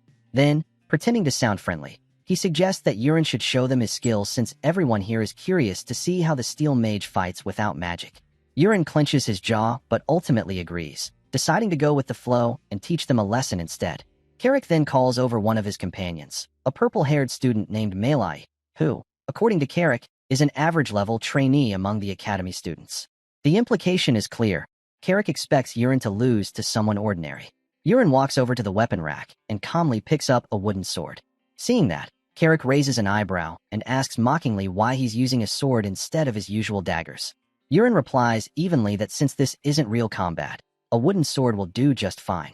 Carrick chuckles arrogantly and says he's heard Yurin can't use swords, so it'll be interesting to see how he handles one. Go ahead, Carrick sneers, try your best. Yurin exhales slowly, reading the smug looks on everyone's faces. It's obvious to him that these noble elites have been looking down on him ever since they heard he used unconventional weapons like daggers. But Yurin simply tightens his grip on the sword, his eyes cold and focused. Let them underestimate me, he thinks. It'll make their surprise all the better. Now, Yurin decides it's time to test the full potential of his heavenly martial body. The students quickly prepare the arena, and the match begins. MANHW, Yurin's first opponent, arrogantly takes his stance and smirks, telling Yurin to make the first move. Yurin nods calmly and accepts the offer, gripping the wooden sword with one hand. He steps forward and swings slowly, almost lazily. MANHW, seeing the sluggish motion, scoffs to himself. To him, it looks like an amateur's attack, slow, predictable, and easy to block. He confidently raises his sword to defend, but the moment their weapons make contact, a thunderous impact echoes through the field. The sheer force of Yurin's swing is overwhelming, and before he realizes it, he collapses to the ground. The students fall silent. Carrick's confident grin falters, and his eyes widen in disbelief before he awkwardly laughs and says, he must have let his guard down too much. He forces a smile to mask his unease. Trying to maintain his composure, he apologizes to Yurin and suggests another match. This time, he calls out a stronger student, Rula, who is known to be mid to upper tier among the trainees. Carrick warns him not to underestimate his opponent like Melee did. Rula, clearly arrogant, snickers and says, "Don't worry." He rolls his shoulders and takes his stance confidently. When Carrick signals the start of the match, Rula immediately dashes forward, attacking with full speed. But to Yurin, everything seems to move in slow motion. Thanks to the heavenly martial body, his senses, reflexes, and perception have been amplified far beyond human limits. With a single smooth motion, Yurin swings his sword. Before Rula's attack can even connect, Yurin's strike lands. Rula barely manages to block, but the immense force behind Yurin's swing sends a shockwave up his arms. Just like before, the rebound causes Rula's own sword to smash into his forehead, and he too collapses. Carrick's forced smile disappears completely, replaced by genuine shock. Yurin lowers his sword and calmly mutters, "Is this really the standard of your academy? Do you only raise weaklings here?" Carrick's jaw tightens. His pride as a noble and a student of the elite academy is wounded. Controlling his anger, he apologizes again but insists on one final match, this time against himself. He declares that as the strongest among them, he will personally test Yurin's strength. Yurin's eyes narrow slightly. His voice is cold when he says, "Suit yourself." The students gather in anticipation. When the match begins, Carrick bursts into motion. The crowd gasps in awe as Carrick uses a high-speed technique that makes it seem like multiple versions of him are attacking from all directions. But to Yurin, those illusions are meaningless. His heightened senses allow him to see through everything. Every movement, every fake, every feint. Yurin perceives it all clearly. When Carrick lunges to strike, Yurin tilts his head slightly, easily dodging, and in the same motion, swings his sword. The strike lands on Carrick's forehead before he could even react. The impact is swift but powerful, and Carrick falls to the ground defeated, just like the others. The students stare at Yurin with disbelief and awe, murmuring among themselves. Another person soon arrived, asking what was going on. To everyone's surprise, it was actually Yurin's brother, Colin. Colin looked around and demanded to know what was happening and who Yurin was. Yurin thinks to himself that so this guy is my brother, who is known as a sword genius, an exceptionally skilled and talented swordsman. The purple-haired man informs Colin that Yurin is his older brother who has come to see him. Colin looks very confused and asks where Yurin is. The purple-haired man also becomes puzzled, pointing directly at Yurin, saying that he is right there. Colin thinks it's a joke and asks if Yurin really looks like that, commenting that it can't be the same Yurin he knows. Colin examines him closely, looking astonished and somewhat unsettled, asking how on earth such a change happened. Yurin calmly replies that he simply lost some weight, but Colin is stunned. Not only has Yurin lost weight, he even appears taller than before. Yurin casually says that when he lost weight, he grew taller too.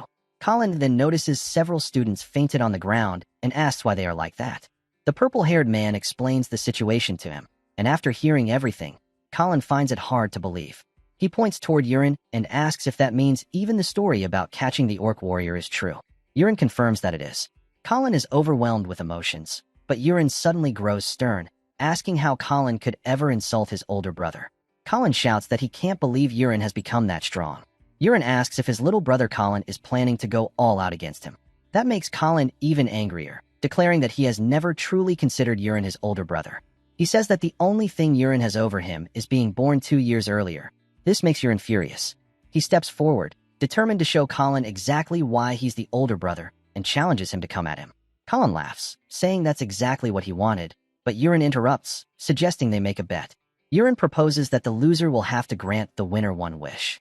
Colin hesitates, but eventually agrees. Then Colin tells Yurin to get ready and asks one of his classmates to hand him a wooden sword.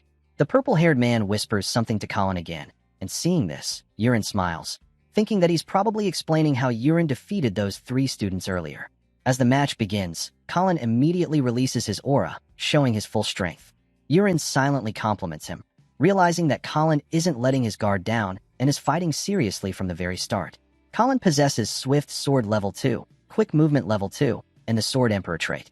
However, his favorability toward Yurin is at -78, showing extreme dislike. Colin was born with the Sword Emperor trait, giving him a natural gift for swordsmanship. Colin charges at Yurin, and seeing this, Yurin quickly assesses his options. No matter how he looks at it, Yurin doesn't think he will lose. Using a small dragon step, Yurin easily dodges Colin's attack and counters. Instead of finishing the match in one strike as he did with the others, Yurin decides to teach Colin a lesson through a prolonged spar. The intense training session goes on for 10 minutes. Colin keeps getting hit by Yurin while the surrounding students watch in awe and disbelief at Yurin's strength. Eventually, Colin admits defeat, but because he still speaks casually, Yurin gives him another light hit, making Colin tear up and beg for it to stop. Yurin points his sword toward Colin, warning him that if he acts up again, the next session will be twice as harsh. Colin humbles himself and stands up quietly. Yurin then instructs him that from now on, whenever Colin is with him, he must call him Great Older Brother. Colin is shocked, saying that might be too much, but Yurin raises his sword slightly, asking if Colin doesn't want to do it. Frightened, Colin quickly agrees and calls Yurin Great Older Brother. Afterward, Yurin tells Colin that they're leaving. Confused, Colin asks where they're going, and Yurin explains that they're heading to the Empire where their younger brother Rayon is. Sometime later, they arrive at the Empire's capital through a tower warp. Girinox is amazed once again, having traveled to another nation through the Magic Tower.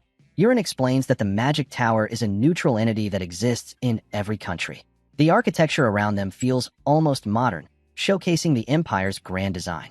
They soon reach the Empire Knight Academy. While standing there, Yurin tells Colin to go and bring Rayon out.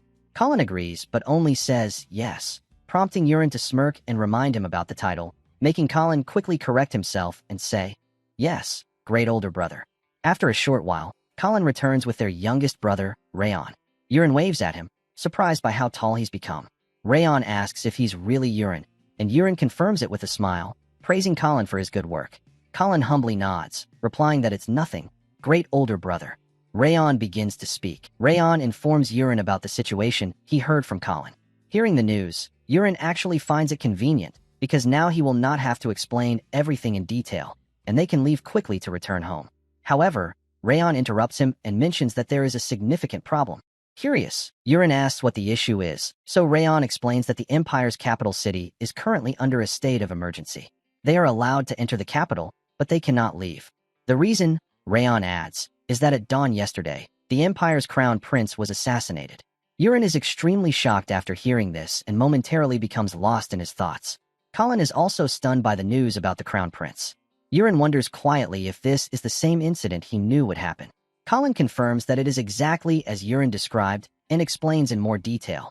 At dawn, the crown prince was killed, which caused the entire Empire capital to go into lockdown. Yurin looks back at the soldiers patrolling nearby while trying to figure out what he should do next. Colin, still confused, asks Rayon if such a situation even makes sense. Yurin then recalls that on his way to the Knight Academy, he saw soldiers stationed everywhere, and the atmosphere throughout the city was unusually tense. Colin continues, adding that although he heard it only as a rumor, it might still be important. He says the crown prince's fiancée, who is a princess from another country, had been staying in the capital for a few days. Since the crown prince wanted to proudly show off the results of his training, he invited the princess to the training ground early at dawn. While demonstrating his swordsmanship in front of her, and just after finishing his display and approaching the applauding princess, a sharp stone pillar suddenly struck from the ground and instantly taking down the crown prince. The priests nearby tried desperately to save him, but the crown prince had already passed away because of the sudden attack. Hearing the explanation, Colin immediately remarks that it must have been magic, since magic can be used freely within imperial and royal palace grounds. Ron agrees, adding that this is exactly why the Tower Lords of the Magic Tower have all been urgently summoned to the palace. The situation has become complete chaos. Colin is deeply shocked, saying he never imagined the crown prince would lose his life in his own palace courtyard, and even worse, right in front of his fiancée. He wonders what exactly is happening. Yurin, however, becomes certain after hearing about the stone spear. He now believes he knows who the real culprit is, the motive behind the attack, and the assassin's current whereabouts. The organization responsible for the attack is known for appearing across the continent, starting with events like the Crown Prince's assassination. But in Yurin's memory, this incident was supposed to take place much later in the original story. Confused, Yurin wonders what is going on. Something feels off, as though the timeline of events has been twisted and pushed forward much earlier than expected. At the very least, Yurin believes there should have been enough time for both him and the original protagonist to grow stronger before this event occurred. Still, he questions how much can actually change now that he possesses the body of heavenly martial arts. After processing everything, Yurin calls out to his brothers, and they respond to him respectfully. Colin nervously addresses him as Great Older Brother, causing Roan to ask why Colin keeps adding that title. Flustered, Colin becomes frustrated and tells Roan not to ask about it. Yurin then asks Rayon about the well-known inns in the city. Rayon explains that Dragon's Tears and Giant's Oath are considered the best in town. Yurin replies that Dragon's Tears and sounds good, so he instructs Rayon to first apply for leave, then visit the Magic Tower to file departure applications for all 4 of them. He also tells Rayon to include the name of the Rock's family, so the request will be processed more quickly. After that, Yurin instructs them to wait at Dragon's Tears Inn until the results come out. Rayon agrees, but then asks what Yurin will be doing during that time. Yurin begins walking away and replies that he is going to meet an old friend he has not seen in a long while. Before leaving, Yurin waves his hand and tells both of his brothers not to bully Jirinox. Rayon is shocked to learn that Yurin actually is friends in the Empire, and Colin also admits he had no idea. Later, as night falls, Yurin finally reaches the place he has been heading toward. It is called Flamberge, a restaurant that only noble members are allowed to enter. In the dimly lit back alleys, Yurin first decides to change into the clothes he had prepared beforehand, making sure his appearance is completely different. Once he finishes dressing, he quietly calls out to Agnes. Agnes responds in an irritated tone, clearly upset that Yurin disturbed his sleep. Realizing that Agnes had been resting, Yurin apologizes and politely asks him to disguise his face. Agnes becomes shocked and demands to know how Yurin discovered that he possessed such an ability. Feeling nervous, Yurin replies that he simply had a feeling Agnes would be capable of something like that. Agnes eyes him with suspicion, asking what exactly Yurin is, and then questioning who he wants to disguise himself as. Yurin glances toward the entrance of the restaurant and asks Agnes to wait a moment. He spots an old man stepping outside the restaurant and asks if Agnes can replicate the face of that particular person. Agnes agrees and begins summoning the secondary body in a liquid form, slowly applying it to Yurin's face. Yurin only needs to concentrate and picture the appearance he wants. After imagining it clearly, Yurin's facial features shift and transform until he looks identical to the old man. With the disguise complete, Yurin returns to the restaurant. The guard at the entrance notices him and immediately recognizes him as Viscount Ver. The guard politely asks if the Viscount has returned again. Maintaining his disguise, Yurin, now appearing as Viscount Ver, but decided he wanted to stay here a bit longer. The guard, not sensing anything unusual, and respectfully allows him to enter. Inside the restaurant, even the waiters notice Viscount Ver arriving again. After taking a seat, Yurin adjusts his cap and casually agrees with the waiter, asking for another serving of whatever he previously ordered. The waiter heads off to prepare it, leaving Yurin relieved that his entry had gone smoothly. Now he only needs to focus his internal energy to enhance his hearing. Yurin concentrates and begins listening carefully to the small conversations happening throughout the restaurant, hoping to gather useful information. After a moment, he finally hears the voice of the person he had been searching for. The woman he is looking for is speaking to someone while crying about the recent confession event. Using the sound, Yurin easily locates her position. She is sitting on a chair, talking to the waiter with tears in her eyes. The waiter gently tries to console her, saying that people often say love can be forgotten with a new love. She asks if that can really be true, and the waiter reassures her that she will surely meet someone good. His comforting words seem to ease her sadness, and she begins to feel a little better. While listening to their conversation, Yurin decides to contact her through sound transmission and quietly calls her by the name Envy. She is startled by the sudden voice and angrily demands to know who is speaking, asking if someone just called out to her. Then, overwhelmed with anger, she suddenly turns around and shouts while cursing. At the very next moment, the entire restaurant building collapses, sending shockwaves of chaos throughout the area and leaving all the customers panicked.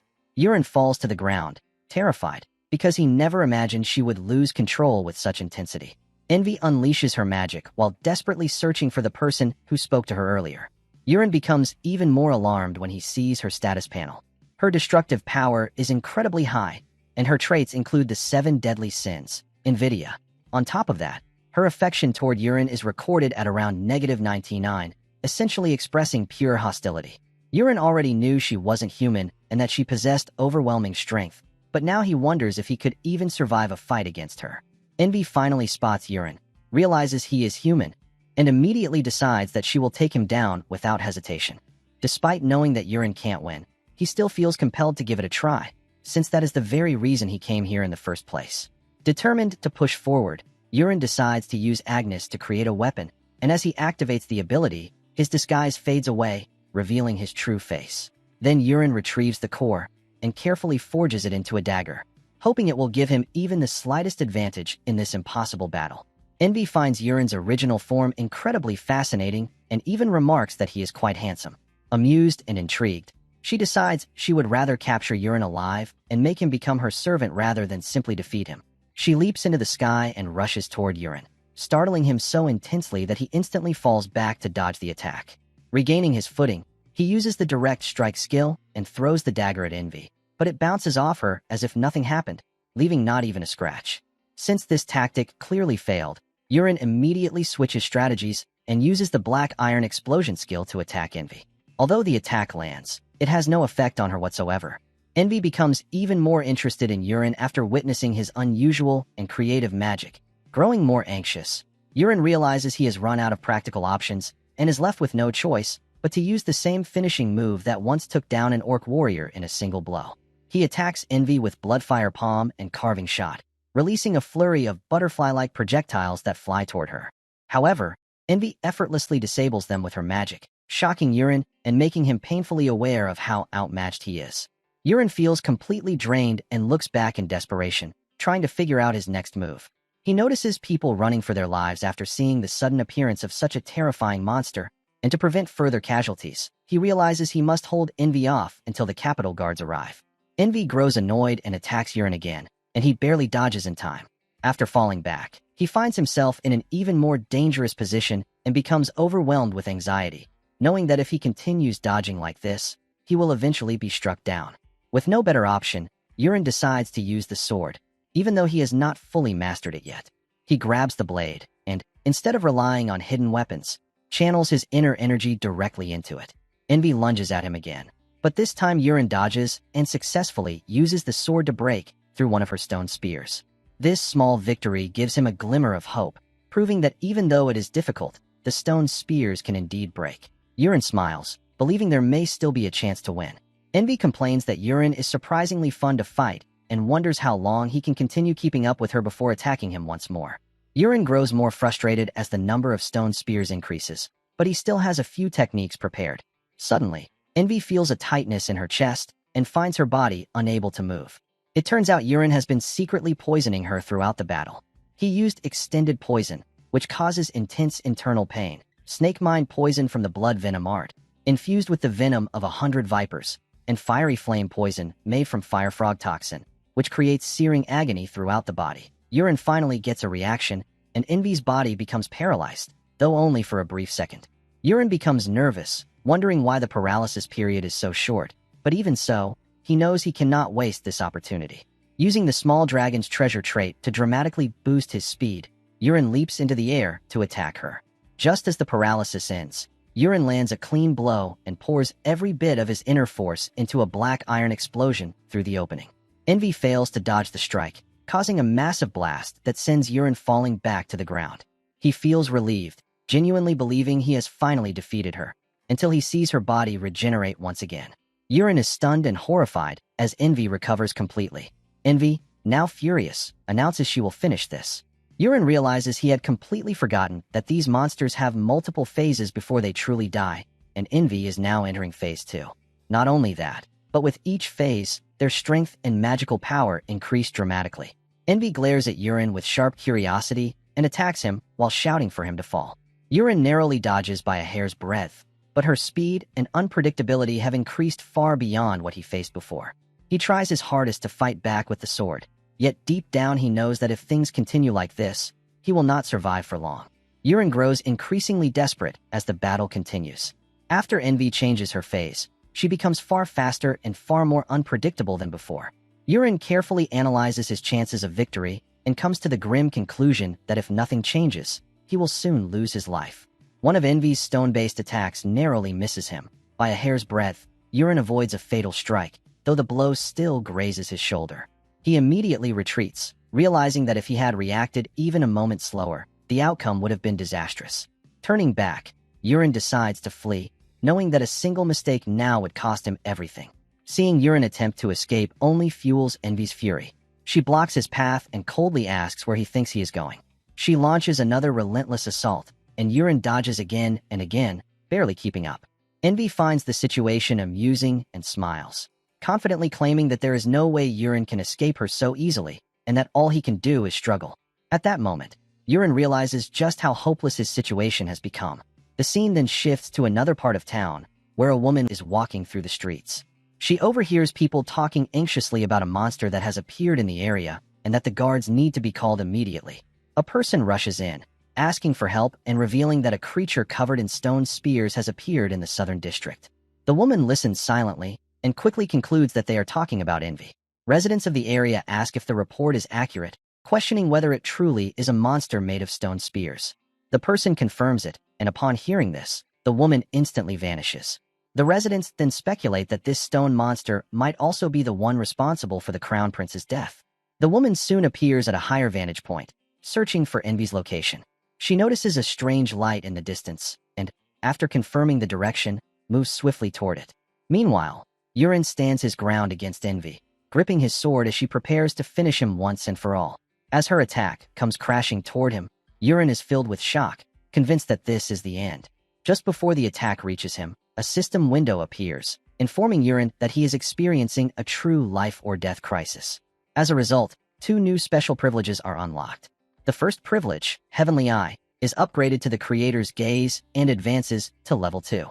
With this ability, Yurin can now clearly see his opponent's attack trajectories. He is stunned as the predicted paths of Envy's attacks are simulated directly in his mind.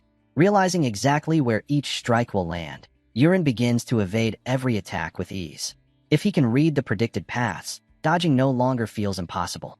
Not only does he avoid the attacks, but he now does so with minimal movement. Yurin smiles to himself, thinking that if he masters this ability, he might one day dodge attacks effortlessly, like a true martial artist. Envy grows increasingly frustrated and enraged as she watches Yurin evade her strikes so easily. She angrily demands to know how he is doing it. At the same time, the system explains the second privilege, the Realm of Ascension, a temporary state that activates right before death and remains open for only a limited time. Suddenly, Yurin's sword begins to glow with a brilliant white aura. He feels his inner power surge to its peak as white energy gathers around his blade. Unsure whether it is sword aura or sword chi, Yurin knows one thing for certain. This power gives him a real chance to win. Nearby, a woman and her child watch the battle from inside a house. The child excitedly tells his mother to look, claiming that the Knight of Light has appeared. Envy attacks once more, but this time Yurin breaks through her strikes with ease. He leaps into the air and delivers a decisive strike, finally bringing Envy down. Radiant light spreads across the battlefield, filling the area with brilliance. The child and his mother rejoice, happily declaring that the Knight of Light has defeated the monster. After the battle, Yurin is completely exhausted and questions whether he truly managed to defeat Envy. The system informs him that his inner power and stamina are entirely depleted.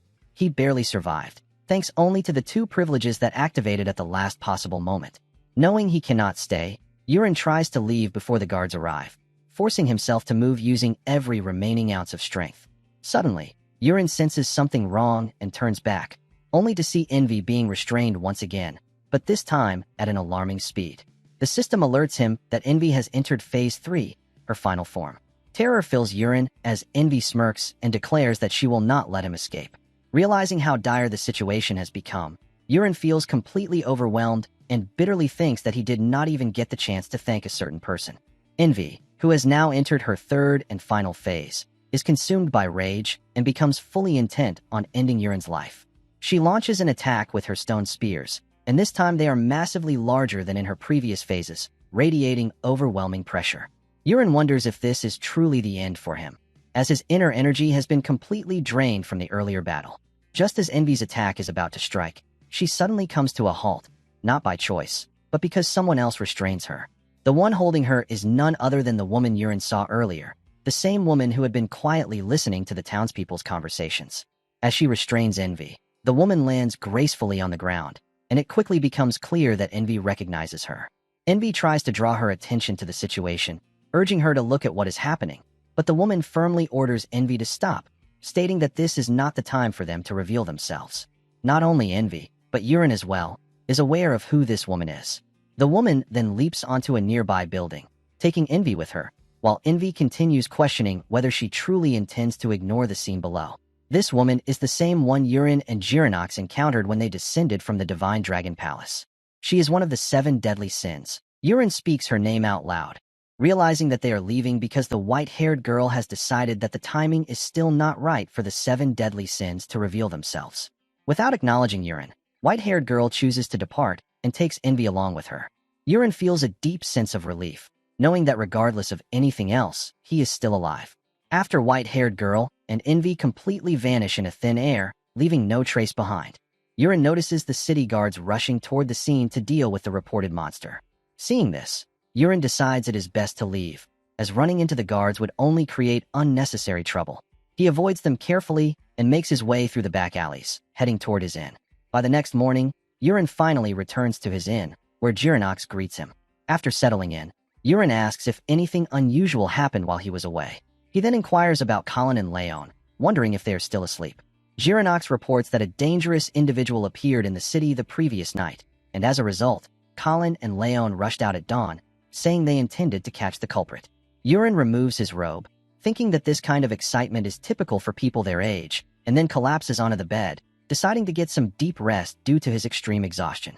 Jiranox smiles and tells Yurin that he will be outside, and that Yurin can call for him if he needs anything. However, Yurin has already fallen asleep before Jiranox finishes speaking. Although the battle with Envy was extremely intense, it allowed Yurin to reach the 4-star stage of the 10,000 poison body scripture. At the same time, Yurin comes to a sobering realization of his own shortcomings, as he was unable to properly defeat Envy, who is considered the weakest among the 7 deadly sins. For now, it is still not the time for the 7 deadly sins to take action, but when that moment finally arrives, sins far more terrifying than Envy, along with other hidden and dangerous forces, will emerge. Because of this, Yurin wakes up and begins meditating, determined to grow stronger and improve at a faster pace than ever before. Later that day, Yurin sits together with his brothers, Colin and Leon. Rayon mentions the rumors circulating in the city about a killer who appeared the previous night and was allegedly responsible for the Crown Prince's death.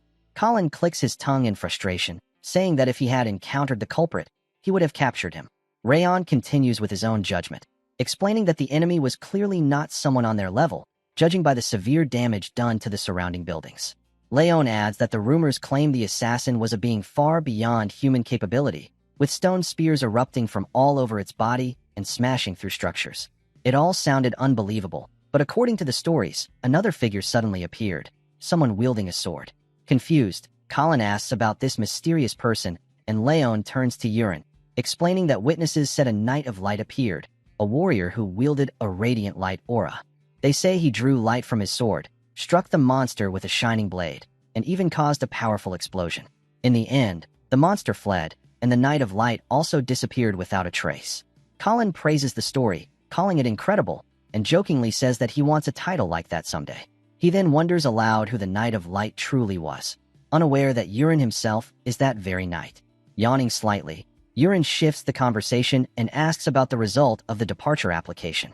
Rayon reveals that it was approved earlier today and adds that using the Rex family name proved to be very effective. Hearing this, Yurin decides not to waste any time and insists that they leave immediately, reasoning that if another incident occurs, they may not be able to get out safely. Yurin stands up and tells Colin and Rayon to pack their belongings and meet him in the lobby. They agree, though Rayon curiously asks why Yurin looks so exhausted. After meeting up and returning to the Marquise, their father greets them warmly. Seeing his sons together again fills him with happiness. Rayon notices his father and runs toward him, hugging him tightly. The Marquis laughs heartily and remarks that Rayon has grown taller. Yurin informs the Marquis that he has safely brought his sons back, and Colin also greets him respectfully. The Marquis welcomes them home and then asks about the incident that occurred within the Empire. Rayon confirms that something did happen and asks if he should explain the details, but his father laughs and tells them to rest first, reminding them that they must be tired from traveling. He suggests discussing everything properly later during dinner. That afternoon, Yurin rests in his room when Erin comes to greet him. She compliments him, saying that despite being away for only a short time, he returned with 2 new titles and has grown noticeably stronger. Yurin is confused by this and asks what she means. Erin explains that at Assi Castle, Urine earned the title of Iron Magician, and in the royal capital, he was awarded the title of Rookie Slayer. Urine is aware of the first title, but is completely unfamiliar with the second one.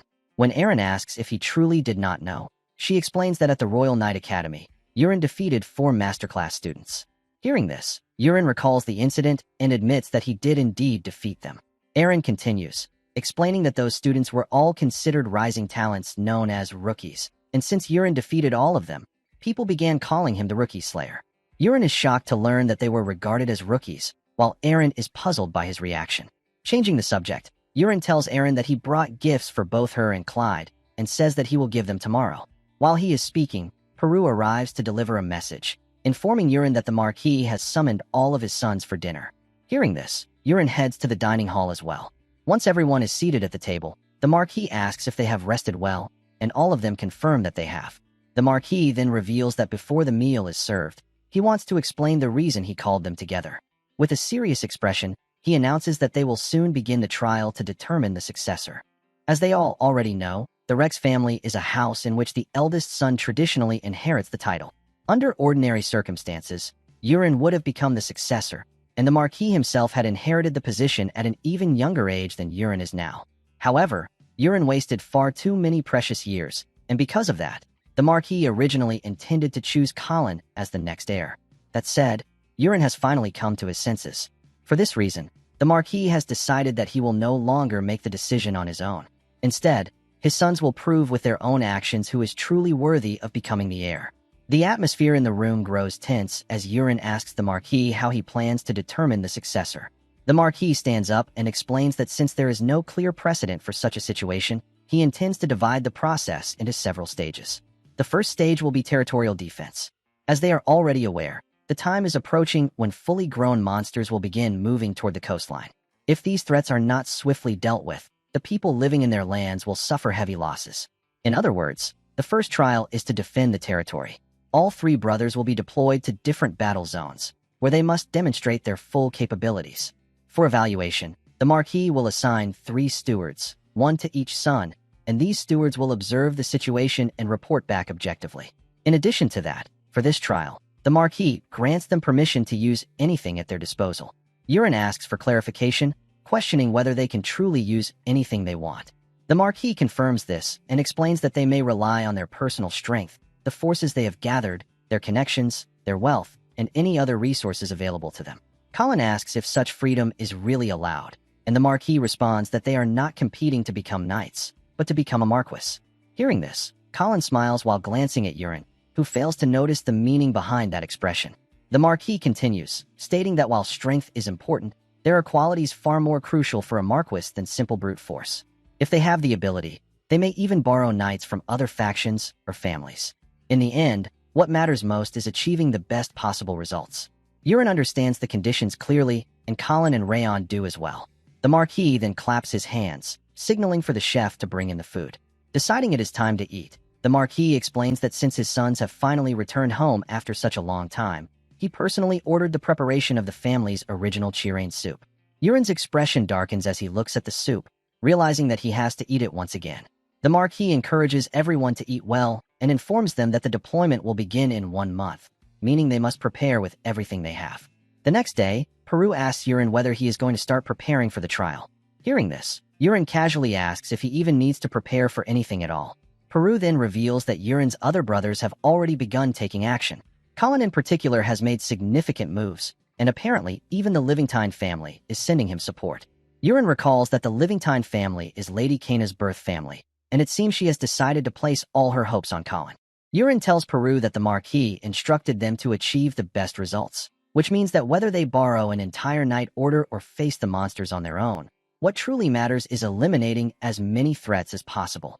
Peru begins to sweat, admitting that this logic makes sense. Urine smiles calmly and says that the friends who will help him carry out a complete sweep are already on their way. At that moment, Aaron and Clyde enter Urine's room, dressed in the uniform of Urine's personal knight order, and stand before him. Urine tells them that he has something for both of them. Starting with Clyde, Urine speaks about an old tradition in which a lord bestows a sword upon his knights. Because of this tradition, Urine explains that he purchased a sword specifically for Clyde. Clyde accepts the weapon and thanks Urine while examining it closely. Suddenly, The sword begins to glow with red mana. Yet Clyde quickly realizes that despite its appearance, the blade gives off no heat at all. Clyde asks about it in confusion, so Yurin explains that the mana is created by a flame spirit. Since Clyde does not know much about such matters, Yurin does not go into further detail and instead asks about the weight of the sword. Clyde happily replies that it is very light and comfortable to handle. Yurin deems this an excellent sign, concluding that the sword has accepted Clyde as its master. As Eren watches Clyde and the sword with clear jealousy, Yurin advises Clyde to talk to his sword often, explaining that doing so will allow him to draw out its destructive power to the fullest. This only makes Eren even more jealous. Noticing her reaction, Yurin calls out to her and tells her there is no need to be jealous, as her gift has also arrived. He then takes out another sword and hands it to her. The moment Eren grips the sword, a stream of wind gathers around it. Upon sensing the aura, Eren immediately recognizes it as a wind spirit sword. Yurin confirms her observation, and Eren excitedly tells him that the sword says it likes her. Yurin is momentarily confused by this statement, but Eren quickly apologizes and explains that she wants to try swinging it right away, asking for permission to test it. Clyde also asks for permission to try his sword as well. Yurin grants them both permission, which makes them extremely happy. Clyde enthusiastically suggests that he and Eren have a match, confidently claiming that he will win this time. Eren simply smiles and replies that he still has a long way to go. The two of them quickly leave to test their new swords, while Yurin and Peru watch from behind. Peru comments that he feels a bit jealous himself. Hearing this, Yurin turns to him and says that he will receive something good later as well, but before that, Yurin still needs to repay his debt. Peru becomes very happy upon hearing this. After some time, Yurin places all the money he has on the table in front of Peru. Seeing the large amount, Peru asks in shock what this is about. Yurin reminds him that he promised to repay the debt several times over.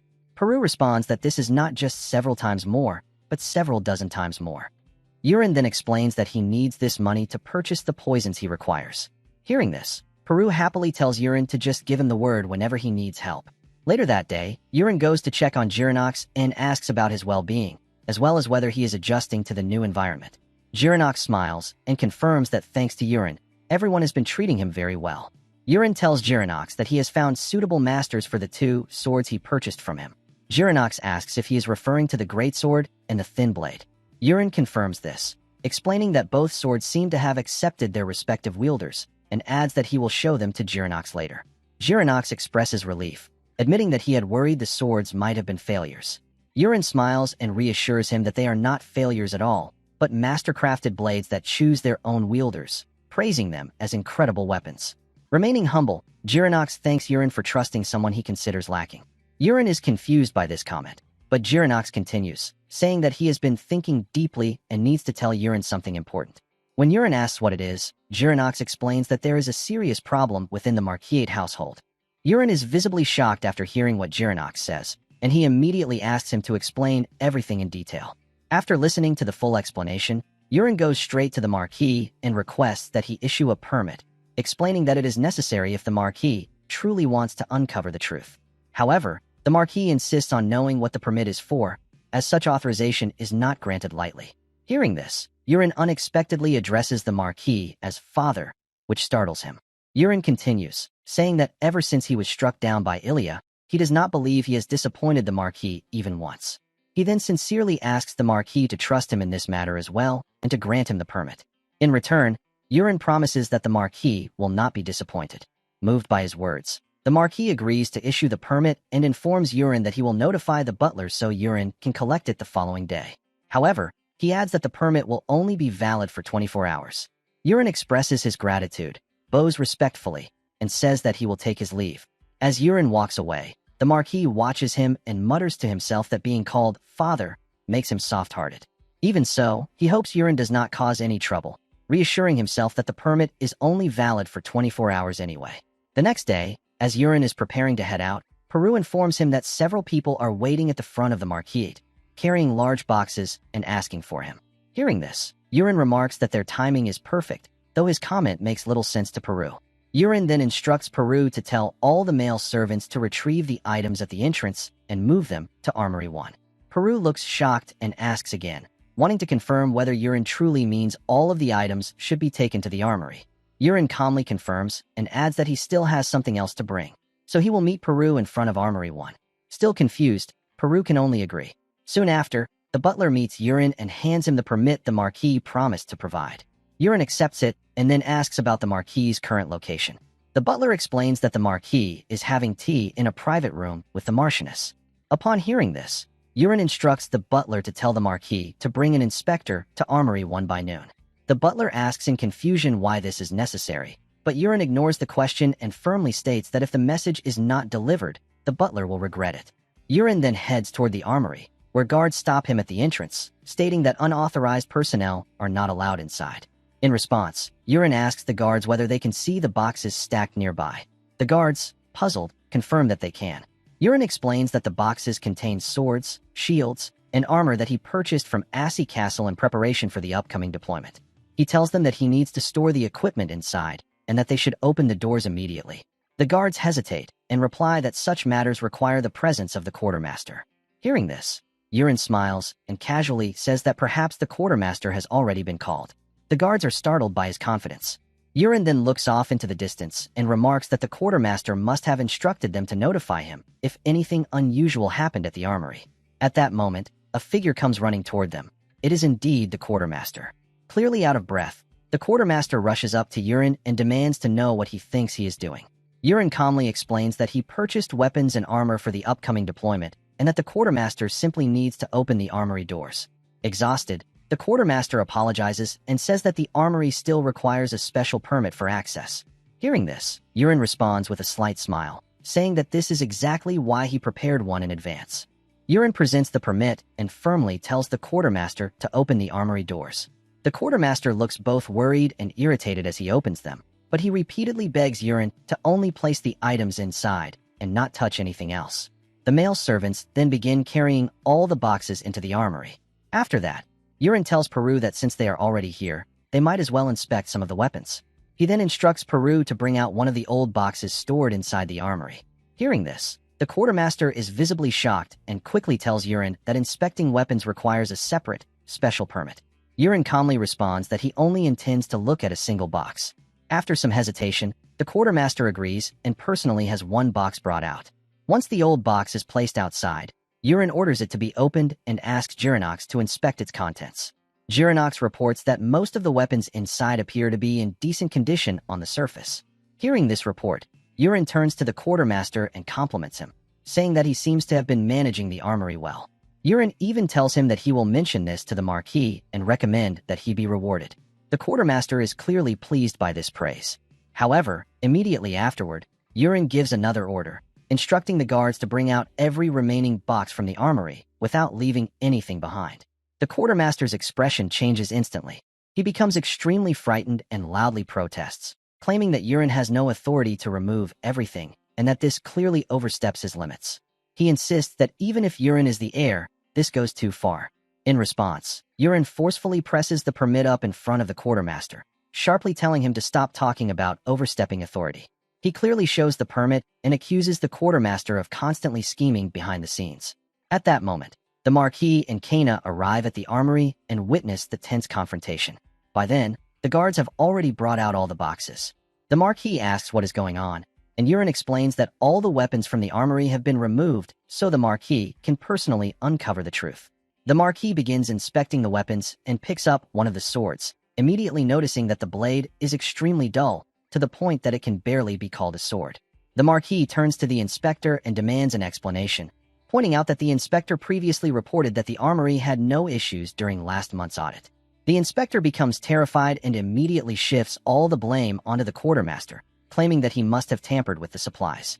Yurin steps forward and tells the inspector to stop talking nonsense, explaining that it would be impossible to steal or replace such a large amount of equipment in a single month without someone deliberately turning a blind eye. Yurin then uses his ability to apply pressure, leaving the inspector struggling to breathe. The inspector immediately apologizes and begs for mercy. The Marquis calls out Yurin's name, and Yurin responds by saying that now the Marquis can understand why he needed the permit and why he could not explain everything in advance. Yurin goes on to reveal that the problems are not limited to this location alone, stating that Armory 2, Armory 3, and even the food storeroom are likely facing similar issues. Yurin continues, explaining that even if they somehow manage to get through this year's deployment, there is no guarantee of safety in the following years. He He says that while there may be sufficient weapons and food prepared during wartime, the real concern lies with the soldiers risking their lives on the front lines. If those in charge fail to do their duties properly, the Marquis soldiers will be forced to fight with useless weapons and consume supplies that are barely fit for use. Even Kana is left in shock after hearing this. Yurin firmly declares that he will never forgive anyone who treats people's lives so carelessly, and that he will never show mercy to those who play with the safety and lives of others.